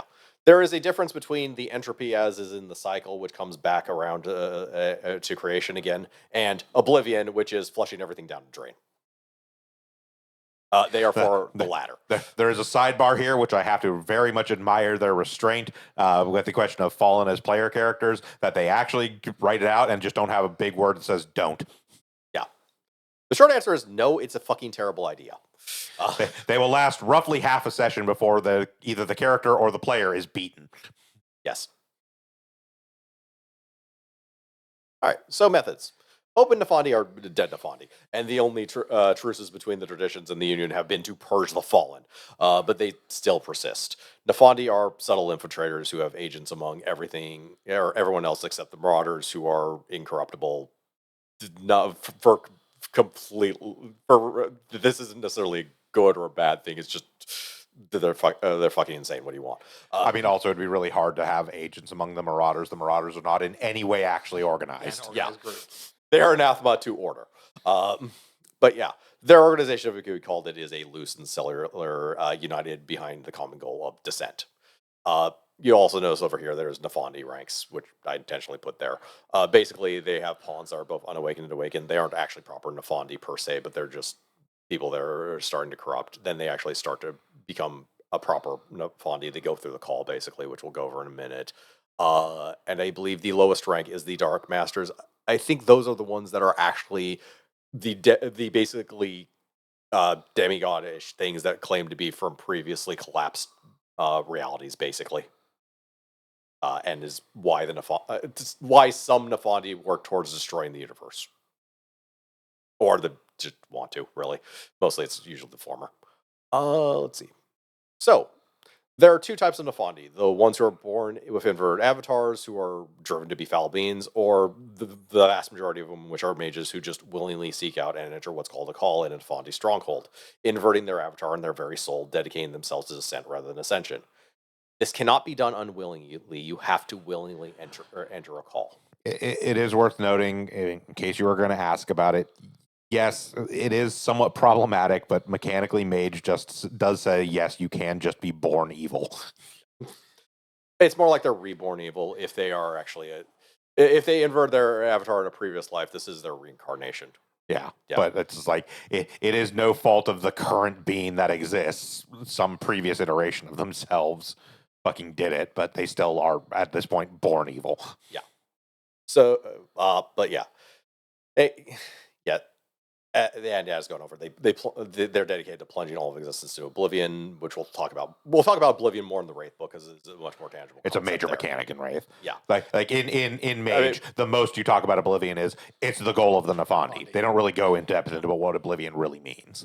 Whereas in Wraith, it's titled Wraith the Oblivion. Yeah. So Nefandi magic works the same way, but usually relies on nihilistic focuses and is clipothic by its very nature, a shadow of creation bent on pure annihilation. Whereas other mages are using their will to work around creation, Nefandi are using their will to basically break it apart. It still works mechanically exactly the same way. As is Mage's ridiculously complex system, they don't want to come up with a completely different one that works similarly. They are still subject to paradox, before you ask. Yes. All right. Speaking of paradox, so Marauders. Marauders are also technically still subject to paradox. They usually just make it suffer by that guy over there. Yep. So all mages are form man in their nature of reality, concern the nature of reality, defying lunatics with a god complex, and the awakened can suffer from mental illness the same as any human can. That doesn't make you a marauder.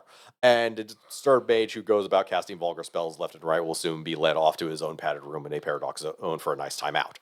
What separates marauders is they carry around their own reality with them, a product of quiet. A state of losing track of reality that some mages start to manifest. As quiet builds, this starts to shape reality around the mage until they are trapped in a world of their own making and have gone full marauder. The other effect of quiet is a paradox resistance. Magic of a mage with quiet still attracts paradox, but instead it affects someone else nearby. Basically, the paradox can't find them. Yeah, if there are other mages nearby, the paradox just assumes it was that Well, mage that did it. And if there aren't other mages nearby, it will attack Sleeper. Yep. So often Like, Marauders are bad. Marauders are very bad. But they're not bad in the same way that the Nefandi are, because the Marauders, as previously mentioned, are not and just cannot organize. Like, they're not. It's not a thing. Marauders occur and are a problem to be dealt with, but they're not, like, actively malicious. Yeah. they're not actively malicious. They're just fucking dangerous. Yeah. But they're dangerous individuals, not a organization actively trying to destroy everything. Yeah. Yes. So, Marauders have no unifying goal and are mostly beyond understanding when they go full quiet, but before that can various degrees of problematic to hang around. Once they go full Marauder, they're like a vampire, zero humanity. They're just a storyteller run character. They're basically a walking disaster. It is very technically possible to play a lower quiet Marauder, like, as a character. For the love of God, don't. Yeah. It's not nearly as immediately conflict generating as trying to play, say, a Nefandi, but it's still like you're going to make everybody else, including the storyteller, miserable. Not the least of which is, okay, quiet is actually ridiculously fucking powerful for a precise reason we kind of just described of, oh yeah, you don't fucking have to worry about paradox anymore. You do have to worry about your own personal insanity, and this is a curse, not a benefit. But yeah, you are seeing a delusional version of reality, or your own reality breaking powers is kind of leading to your own delusions, kind of more and more manifesting. But yeah, all right, finally on to actually create a fucking character. So we get the familiar parts of the book that I covered back in the vampire video, which I will refer people to if they want a more full explanation and analysis of stuff like this. I won't have this benefit for Wraith. Instead, we will just be going over different bits. So you get the usual 753 and 1395 with the 15/22 freebie points. They are considered, for all effects, they're considered a supernatural instead of a mortal. But they actually get 7 background points this time, and you define your focus, writing it somewhere that is not on the character sheet, but it is part of the character creation process. Don't worry about it again. So again, like, base book World of Darkness sheets are utterly fucking terrible, but fortunately there is a resource that has existed for fucking decades at this point called Mr. Gone's character sheets that has great sheets for any World of Darkness game. Yeah. Not sponsored. I don't even know Mr. Gone. Highly recommend all of his sheets. Yeah. In any case, you also get 6 spheres, dots and spheres. One of which must be in your affinity sphere, but the other 5 you can put wherever. You're probably going to stack them on a few specific spheres. By the way, you can't start with anything higher than your 8/enlightenment, which starts at 1, but can be bought up in the later section up to 3, and then you can go back and place your dots. The book explicitly says you can do this.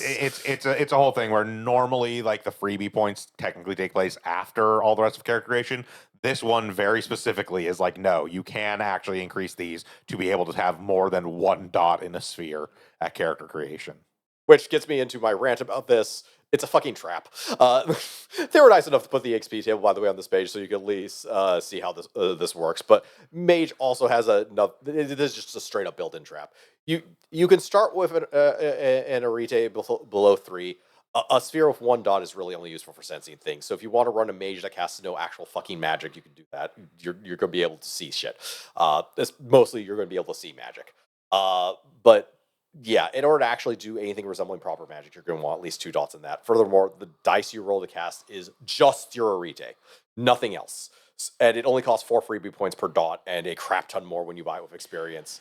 And it's also technically supposed to take up like a good portion of role playing to increase your Arete. It is not a non-trivial thing. Yeah. So again, the thing that is also important to note is like, yes, the limit of not having spheres higher than your Arete is not just a creation thing. That is a hard limit through the course of the game, always, which also means if you look at those XP costs right there, if you don't increase your Arete at start and therefore have 1 dot in a bunch of spheres, you then have to spend 8 experience just to increase your Arete, and then 7 experience if it's an affinity sphere, 8 experience if it's a non-affinity sphere, to get a second dot in any given sphere. You are getting a ton of XP. Like, again... Well, it's mainly like from leveling, getting your second and third dot of Reed is 24 total XP. It's 8 freebie points. Yeah. Yeah. Do it. And again, keep in mind, you can still take flaws to get additional freebie points, assuming you're using the quote-unquote optional system of merits and flaws. Yeah. Also, I didn't put it here, and it's kind of a more sub one. Yeah, you know about that quintessence thing that you spend in order to help your magic, and is fairly a useful resource and such. Okay, so if you don't have any there's an avatar background. If you didn't put any dots into your avatar background, you can't actually spend quintessence. Yeah. So you at least want a few dots in that. Mind you, they give you 7 background points instead of the usual 5, so there's a little bit of that, but it's not explicitly mentioned. And it's just some rough points. It feels like it'd be one of those things where it's like you must put 1 point in this, then you can put some in the other things. Or you would have actually put a base of like you can spend 1 quintessence, and then the background increases the amount you can spend. Yeah. All right. Also of note, this is the first game where you can actually spend experience in order to increase backgrounds. This is at the storyteller's discretion. Yeah, it is an option. It is an option. They can say no for certain backgrounds and yes for others. But yeah. So Arete / Enlightenment, and this is also another point where I actually kind of like the technocracy or the technocratic union, same thing, version of this better, just because Enlightenment is... It actually makes sense for the mages as much as it makes sense for the enlightened scientists as a term. But in any case, in addition to the substantial XP cost to raise Arete, you also have to grow a vision quest. You also have to have willpower as high as your Arete and sphere ranks in order to use them. Mind you, can have dots above that. It's just you're effectively treated as having them lower. Yeah.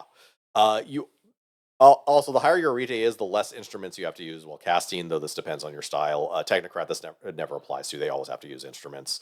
But a pure tradition mage, every dot above 2 is basically going to remove one of the 7 necessary instruments, etc. This is never really that big a deal because this is more in the role sense. But if you ever wanted to, there is technically a mechanical benefit to using some instruments because it can actually give you bonuses on the rolls. Basically, yes.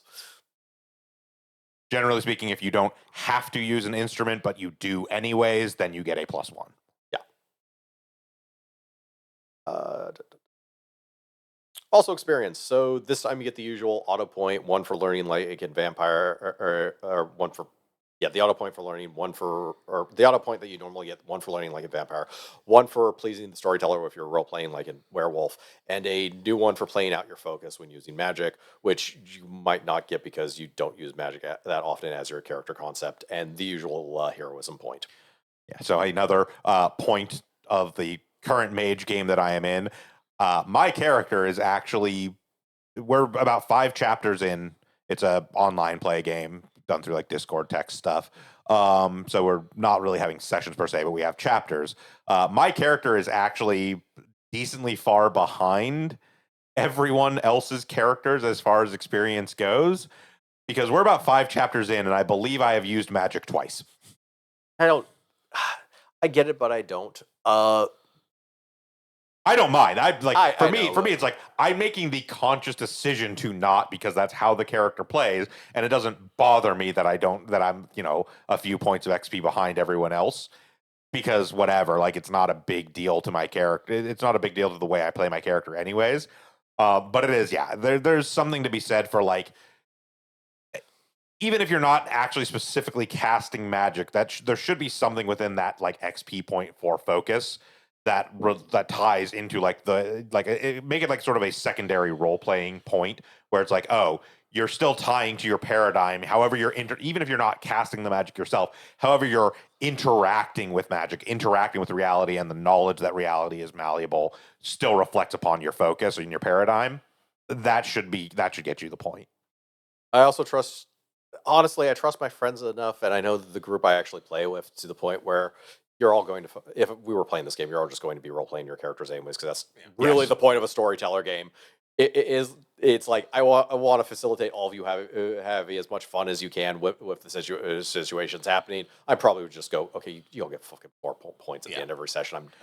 I'm done with this judging. I mean, honestly, unless for some reason you decide just not interact that session for no reason.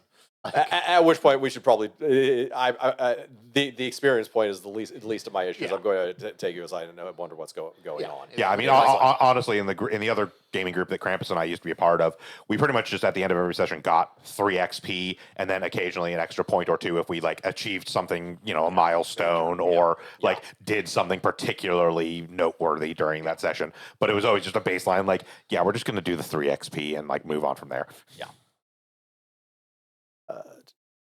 All right, so the storyteller advice section, along the same lines as the previous 2 books I reviewed in the series, but with the Mage in mind and a bit more colorful thanks to the deep borders that this book has. This is one of the more positive things here. This is just refreshing considering the other borders were just straight fucking black. Yes, the chapter on you've decided to be a storyteller for a Mage game. So first off, apologies, and I'm very sorry about your mental illness. But yeah, there's not much else to say here, so let's move on. Congratulations on your law degree. Yep. So the Book of Rolls, same stuff as Vampire, so go see that video if you want to on my thoughts on it. Again, moving past this chapter. Aha, we got through 2 chapters very quickly. All right, so dramatic systems, well, mostly the same as the other books. Again, Vampire video, there's roles for the digital web as well as the other world, the Umbra, travel and affairs like that. Also, there are martial arts in here, so let's take a quick peek at those. It is worth noting that the Umbra rules in here are more complex than the ones that exist in Werewolf, specifically because, as was noted, werewolves are sort of supposed to be in the Umbra, and so it's not as complicated for them to deal with it. Yeah. Mages are not supposed to be in the Umbra, and so have to deal with an awful lot of stuff to actually get into and travel around the Umbra, because the Umbra does not want them there. Yeah. All right. Yeah, this all exists pretty much entirely because of the Akashics.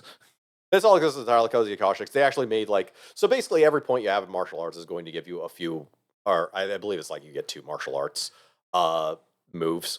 Yeah. So you can actually get a decent amount. There's also Do, which is specific to the Akashics. You could have a maximum of 2 dots in Do, because if you had 3, you could teach, and that would be too good. I don't fucking know. But it is a mage-specific martial art and works kind of along the same lines. Let's see. All right, now on to the actual magic section. The rules on how you cast a thingy, as well as some optional stuff we will glance through. Yeah. So, casting magical effects. This is actually pretty easy to shortcut, but there are a lot of basically guidelines in here, so you can more or less get the idea of how it works. But basically, you're always going to roll your Arete/Enlightenment, and only that. So a starting character is going to have 3 dice at most. What you're really trying to manipulate is the difficulty. So for coincidental magic, it's the highest sphere you're using plus 3. For vulgar without a witness, mind you, witnesses are only sleepers. Any supernatural, whether they're mage or a vampire or a werewolf or a wraith or a whatever, do not count as witnesses. Yeah. They know that shit ain't what it seems. Yeah. And vulgar with witnesses like 1 higher, which can be a pain considering how this stuff gets negated. Let's see, but yeah. As far as paradox is concerned, if you succeed at a coincidental spell, you don't get any. If you succeed at a vulgar spell, witness or not, you only get 1. However, if you botch, and mind you, this is still the same system, so the ones are anti-successes. So if you roll more ones than you roll successes, you botch. A failure is just a failure. So if you were trying to do something vulgar, you'll get a point. If you were doing something coincidental, no harm, no foul. Notably, what this does mean is that if you are trying for something that has a fairly high difficulty, and you have a fairly low pool, by the way, you're only ever rolling a read. Maybe a read plus one if you're using an instrument and don't have to. If you have a fairly low pool and you're trying for something with a fairly high difficulty, this is when you absolutely 100% use fucking willpower to get an auto success. Yes, because you can absolutely use willpower on this, and that auto success will not is not negated by ones. Not negated by ones. Yeah. But yeah. So let's see. But yeah, coincidental. If you botch, you take 1 point per dot in the highest sphere you're using. So for a starting character, it's at most you're gonna get like 3 paradox. Vulgar without witness, it's 1 plus the highest, and vulgar with witness is 2 plus the highest. It's 2 plus 2 times the highest. Oh, sorry, 2 it is times 2 the plus. high. It is 2 plus 2 dots per your highest sphere. You will fucking explode if you botch a vulgar with witnesses at at something you're high on spheres. So paradox doesn't take effect immediately unless you get 5 or more. So if you botch that vulgar with witness, And you have like 2.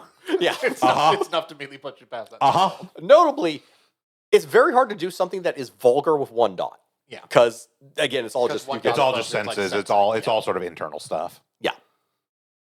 And yeah, what you can affect is affected by the number of successes you have. If you only get 1 success, you can only affect yourself. So anything you were trying to do to anything but yourself is not going to work. You're generally going to need 2 successes in order to get in order to do anything. Which, if you're rolling only like 2 dice, is really fucking hard. This is why I read you just want to start at 3, honestly. But yeah, the primary thing you're also doing with like a lot of the, I do believe I put this table over here, is trying to manipulate the difficulty. So there's a lot of things that basically adjust the difficulty. The difficulty can only be adjusted up or down by 3. But if you can get a coincidental thing down 3 difficulty and your highest sphere is a 3, the difficulty is a 3, and you're rolling 3 dice, you're likely to get Short of just a really shitty roll having a bunch of 1s. Yeah. You're fine. Yeah, this table may as well be the core fucking mechanic of Mage, frankly. Yes. Because you are very much trying to manipulate that number down as far as possible. We had basically the -3 in order to actually fucking succeed, especially as a starting mage. Notably, quintessence is one of the ways of manipulating that number down, which is why it's a useful resource. Quintessence can manipulate it down, but again, this is where you start becoming the fucking rules lawyer of all time, being like, well, I'm using this thing and I'm doing it in this way and I'm generating like. Yeah, this is where you get the litigious parts. Yeah. Let's see. Other tables I put over here. There's the paradox backlash roll. So depending on how high the paradox is that you have is, and when the paradox backlash happens, from your paradox pool is how badly fucked you are. There are other effects, by the way, besides being thrown in a paradox realm. Sometimes you will just get burned by the paradox, quite literally. There's also the levels of quiet and exactly what kind of happens at those levels to your mage, but also what it will also discharge paradox. So how much of the paradox you actually straight up ignore? Because until you're like a full marauder, you're not completely ignoring all the paradox. But once you've gone full marauder, I mean, honestly, by the time you're like level 3, you can ignore up to like 10, which is usually a fairly significant amount. Also notable in here is, or the types of quiet, those actually do correspond to the metaphysical trinity. So denial being stasis, madness being dynamism, and morbidity being entropy. In other words, the weaver, the wild, and the worm. Which is also just an interesting running theme there. The other stuff I didn't put on here, there are a lot of tables that are like unique to each of the individual spheres that are just kind of useful. Most notable is, or not even unique to spheres, but unique to what you're trying to do. So if you're trying to do damage, there's actually a specific table for how much damage you deal. Basically, 1 success is you don't deal crap because you can't fucking target anything but yourself. Yeah. 2 successes is you'll do 2 damage. 3 successes you do 6. Okay. 4 successes is you'll do 8. Notably, forces gets an automatic success whenever trying to do damage. Mhm. Okay. So if you have like a difficulty of 3 somehow, and on a forces check, and you get 2 successes on the roll, you're going to do like 6 damage to something. Yeah. Assuming you can hit the thing with forces. Assuming you can hit the thing with forces. Because, like, good luck trying to burn a ghost. Yeah, exactly. Unless they're one of the Risen, in which case well, okay. If you actually allowed your player characters to run various supernaturals, the Risen would be the only way somebody would be playing a Wraith, but that's a different thing entirely. But yeah, gaining into the spheres proper, starting technically with correspondence over there. But yeah, every dot is basically a gradually increasing amount of what you can do. The more dots you have in correspondence, the further away you can travel, and the less you have to actually know about where you're going to, and the easier it is to communicate with various people, whether you know them or not, and how far the distance is, stuff like that. With the higher dots, just able to like rend space and such.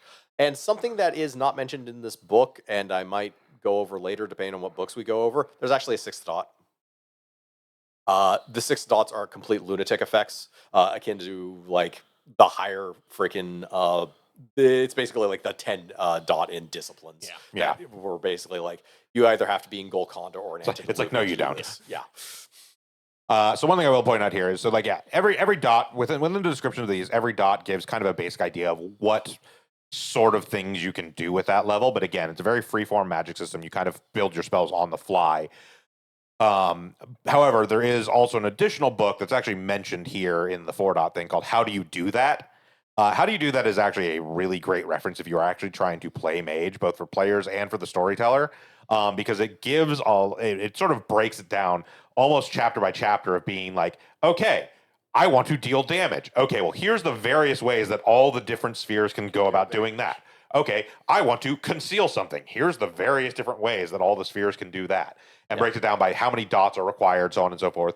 So that you get into things where it's like, technically speaking, you can deal damage with, say, Prime.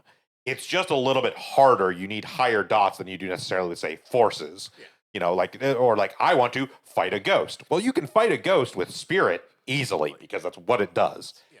You can also fight it with Prime because you are attacking like the very structure of existence itself, which ghosts still technically belong to. It's again just harder. Yeah. It takes higher dots.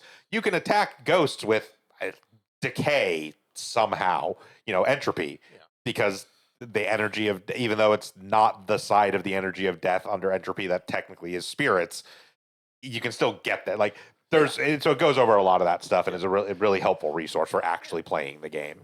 And is most notably almost purely mechanical. It is almost not at all a fluff book. So, oh, that's actually kind of nice. Oh my god, they had that. Okay, though they occasionally make mechanical books like World of Darkness Combat's a similar idea. Yeah, entropy is again a similar idea. The lower dots actually deal with the probability; they don't actually deal with the death magics as much. Yeah, death magic isn't until like 3 or 4. It's like 4 is where you can actually start affecting living things. So as a starting character, you couldn't actually even use entropy to attack or anything. No, but so the thing about it is like you do start dealing with death stuff earlier, but it is again more seeing the patterns of decay, seeing the energies. It doesn't take until 4 to actually be able to deal with the energies of death. It is just you can't attack shit until 4, basically. Yep. Forces. This is as much of what it says on the tin. And if you actually know enough about physics, this is probably one of the most broken spheres in existence. What you could do when you can actually just make things move in the way you want them to is rather significant. The 6th dot also has like the 6th dot in Forces actually had like one of my favorite descriptions is like, can Porthos make a mountain blow up? Yes. Yes, he can. There's a reason people don't mess with him. Life is again the same idea. This is also life is primarily how you would actually heal in Mage. Yes. You don't have the regeneration abilities. You have the natural healing abilities of a normal human being, by which we mean it takes like a full day of rest to heal 1 bashing damage. Yeah. Like a week to heal something faster. To heal something lethal. And aggravated, you better be in the fucking hospital. Yeah. Let's matter. Stuff. Yeah, stuff. Reshaping matter. It's also fairly strong if you know what you're doing. There may, or depending on how you play it, may or may not have some overlap with forces as well, and mixing the two could probably Forces, fairly common. life, Yeah. entropy. Yeah. Matter is one of those very utility spheres that crosses over with a lot of different things to actually achieve effects. Yeah, and can achieve effects in its own right as well. Well, more of that for other things to do things that you would want. Yeah, they need matter as well. Mind. Also very Straightforward. very straightforward, and probably one of the easier ones to actually just do coincidentally anyways. Yes. It's all mind tricks. Yeah. Prime. Easily the hardest sphere to actually describe what the fuck it does, but it manipulates quintessence. Again, it's working the like raw material of existence, essentially. Yeah. And the more dots in it, the more you can manipulate the raw material of existence. Which in of itself can also just create more powerful effects. It is also notable that if you actually wanted to cause aggravated damage with your magic, I believe you actually do need dots in Prime in order to do that, and you have to spend quintessence. Let's see. Spirit, again, is pretty much what it says on the tin. It is dealing with spirits. More specifically, like the Middle Umbra stuff, not like the Realm of the Dead per se, but pretty much everything that werewolves deal with. The like animal spirits or totem spirits, etc., etc. Time is exactly what it says on the tin.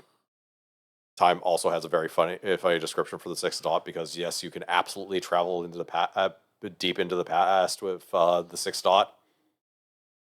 This does not go well. That's like, probably shouldn't.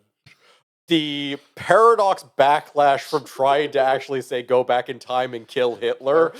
Let's just say there's a reason why no one has gone back in time and killed Hitler. So there's an entire separate chart specifically about the time sphere and paradox. Yeah. Because time is essentially the only way to get retroactive paradox. Yeah. Let's see. That's finishing out the time sphere right there. Yeah, where you have like some temporal travel and time immunity at the highest level. But again, in order to do real proper time travel, you would literally need the 6th dot. Right, and now let's go into the technocratic union spheres. So starting with data, which is akin to correspondence, but more focused on the actual like information manipulation. Dimensional science, which again is more spirit, but dimensional science, unlike spirit, it actually does allow you to go into more of the other areas, but it has less of the spiritual parts. You're basically cutting off one thing in order to gain. Spirit is about arranging a ship to carry you across the sea of ghosts to the spirit realm so that you can speak with those on the other side. Dimensional science is about kicking down the door so you can shoot a ghost. Yes. It can also get you to, I think, any realm in the Umbra, Yes. not just the middle one. Yes. Yeah. I mean, it's not a good idea to go into some of those because they're still not very good at dealing with things from, say, the Deep Umbra. But no one is good at dealing things with the Deep Umbra. Reality just doesn't fucking basically exist by most rules there. And you may run into any member of the Triad. None of them are good to run into. And primal utility, or the funniest shit I've seen in a very long time, because this is about investing energies into. So yes, this is the sphere of the enlightened hyper-economist. Using the energy of Homo economicus, and this is the dirtiest shit I've ever fucking read. And I fucking love it. So, whereas normal prime is about manipulating the energies of reality, as is okay, seriously, let's manipulate the energies of the wild more specifically. You take power from cairns and various things like here. Instead, this is from like structures. You invest quintessence into structures, and it pays out dividends. I like that one of the spells there, the 3-dot one, specifically mentions looking at the management and human resources sidebar. Yes. Because it gives you excellent managerial skills. Well, because specifically at 3 dots, you can do living asset exploitation. Yeah. You can invest energy into employees and get payout from them. Also, to partially explain this, And to explain something I didn't do with Technocrants, so the Gauntlet very much exists for mages as well, and it works very much the same way for mages, except for Technocrats. This is because being related to Stasis, they're actually related to the Weaver. So anything related to the Weaver actually has an easier time in places where the Gauntlet is thicker of getting through and going to the Spirit World rather than where it's thinner. So the chart kind of actually reverses. Yeah. And this actually kind of applies to the Technocrats as well. The primal utility also tacks very close to actually that weird overlap with Werewolf and the Weaver. And in the corner also there, optional roll wild magic. Sometimes mages manifest wild magics. Like, they're not actually casting a spell, but it just happens. It happens like once or twice. It's usually from like various strong emotions happening. But it doesn't happen very often in their lifetimes. Let's see. Also, this section on Nightfolk and counterspelling.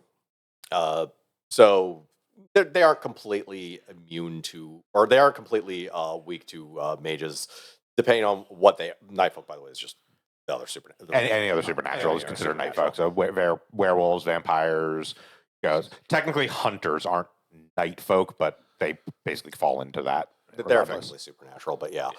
But yeah, basically everything can use Wits plus Occult in order to counterspell. However, it is limited by one stat or another. Gnosis or Rage for werewolves, Willpower, I believe, for vampires, and humans or most other things that don't have some. Yeah, basically a powerful enough mage can just tell him to fuck off. There's no way, like, I'm going to do whatever I want to you. You're not going to stop it. Yeah. But there is there's proper counterspelling in general, and the other supernaturals can also engage in counterspelling if they have enough knowledge in the occult.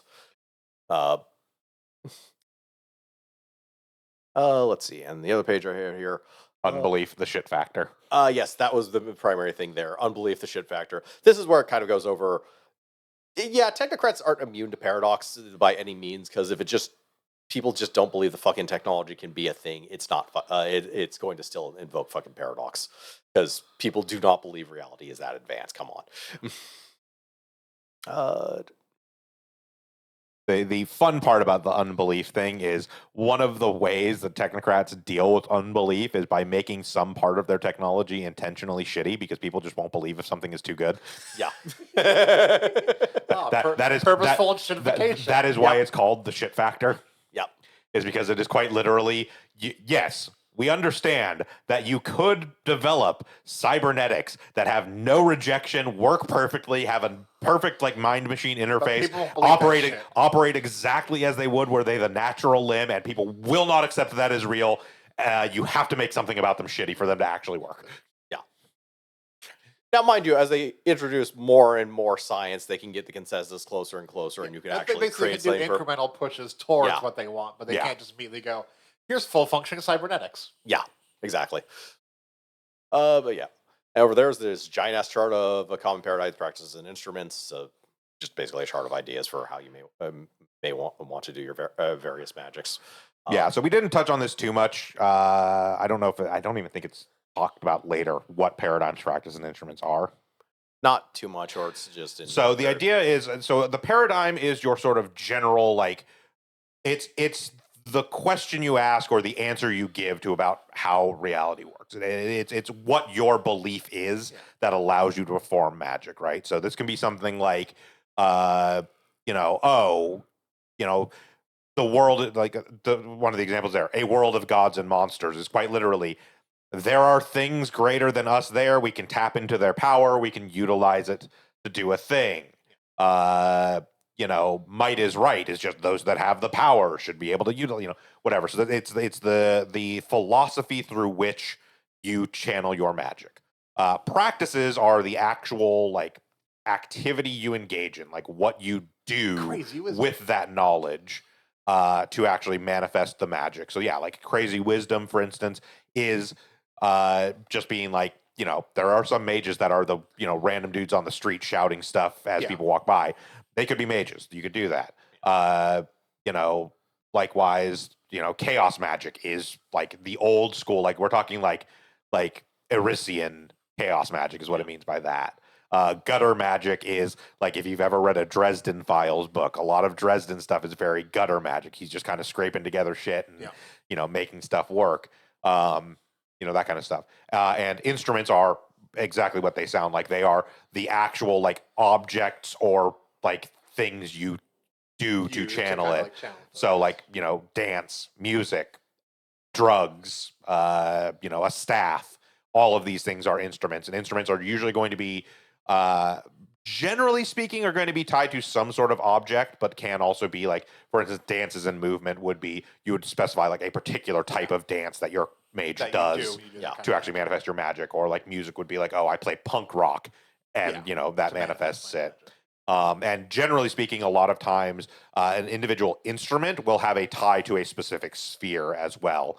So for instance, my character, he has a deck of playing cards that's marked. That's an instrument for entropy because it's manipulating fate.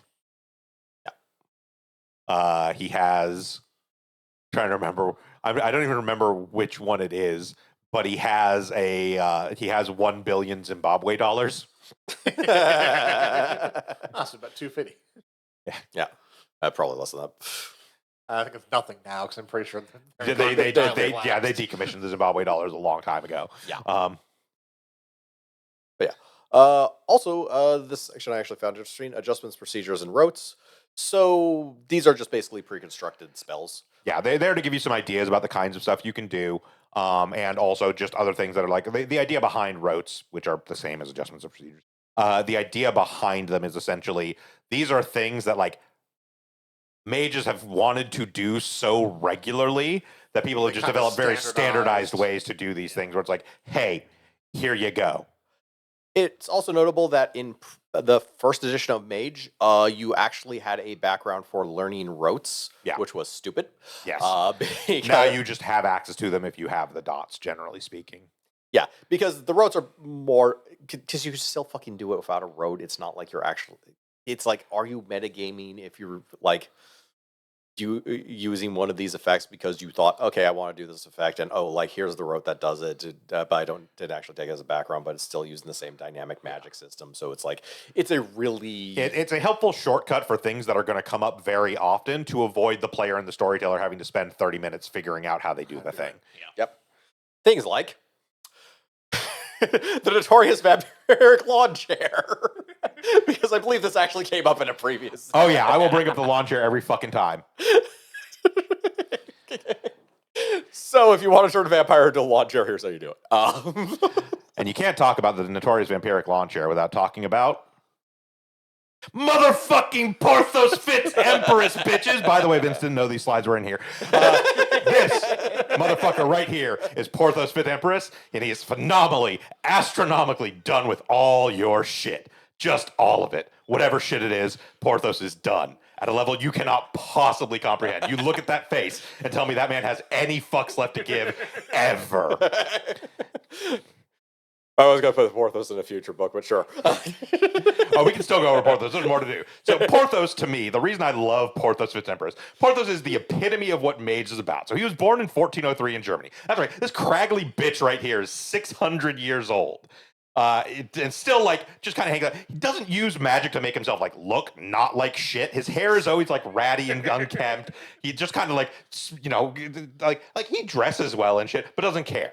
So he's the Deacon Primus of the Doistep, which is the, like, leader of the Doistep, which is the single most important tradition chantry. It is the Order of Hermes chantry, where basically all of the knowledge, like, artifacts, everything that the Order of Hermes and the traditions as a whole have gathered over their centuries and millennia of existence is stored there. It is effectively the tradition's library of Alexandria and their academy, where a lot of their training is done, all of that. And they put this guy in charge. Why, you might ask? Because he is more powerful than you could possibly believe.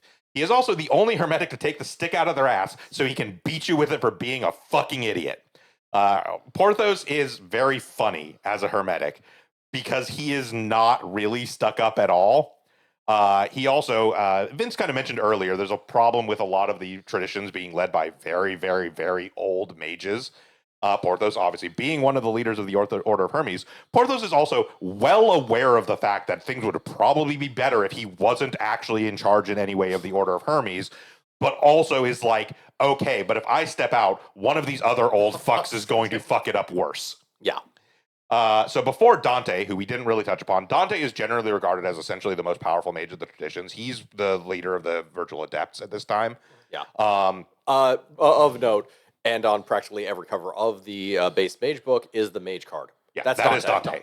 Dante is like the mage. Yeah. He is generally acknowledged as the most powerful mage in the traditions at this time. Before Dante, Porthos was openly acknowledged as the most popular mage in all of the traditions. So I need to reiterate this. This is mages, as a thing, require to believe that they are right and everyone else, including other mages and other traditions, are wrong and just happen to luck into it. Every fucking mage of the traditions acknowledged Porthos isn't right, but I'm not going to say it to him.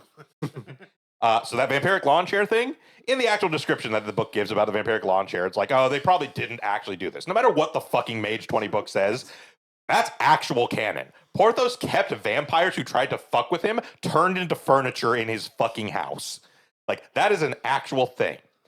His supposed death came in technically speaking, as far as canon has gone to at this point, Porthos is still definitely really very dead. I don't fucking believe it. But he came into clash with another extremely powerful mage and was so explosive that it was responsible for the destruction of the entire horizon realm of the Doistep, an explosion which was only kept from spreading out of the horizon realm, I remind you, a pocket dimension that you have to use magical means to get into, by Porthos's power, which he had enough left over from after the battle to stop the explosion from escaping the Doistep.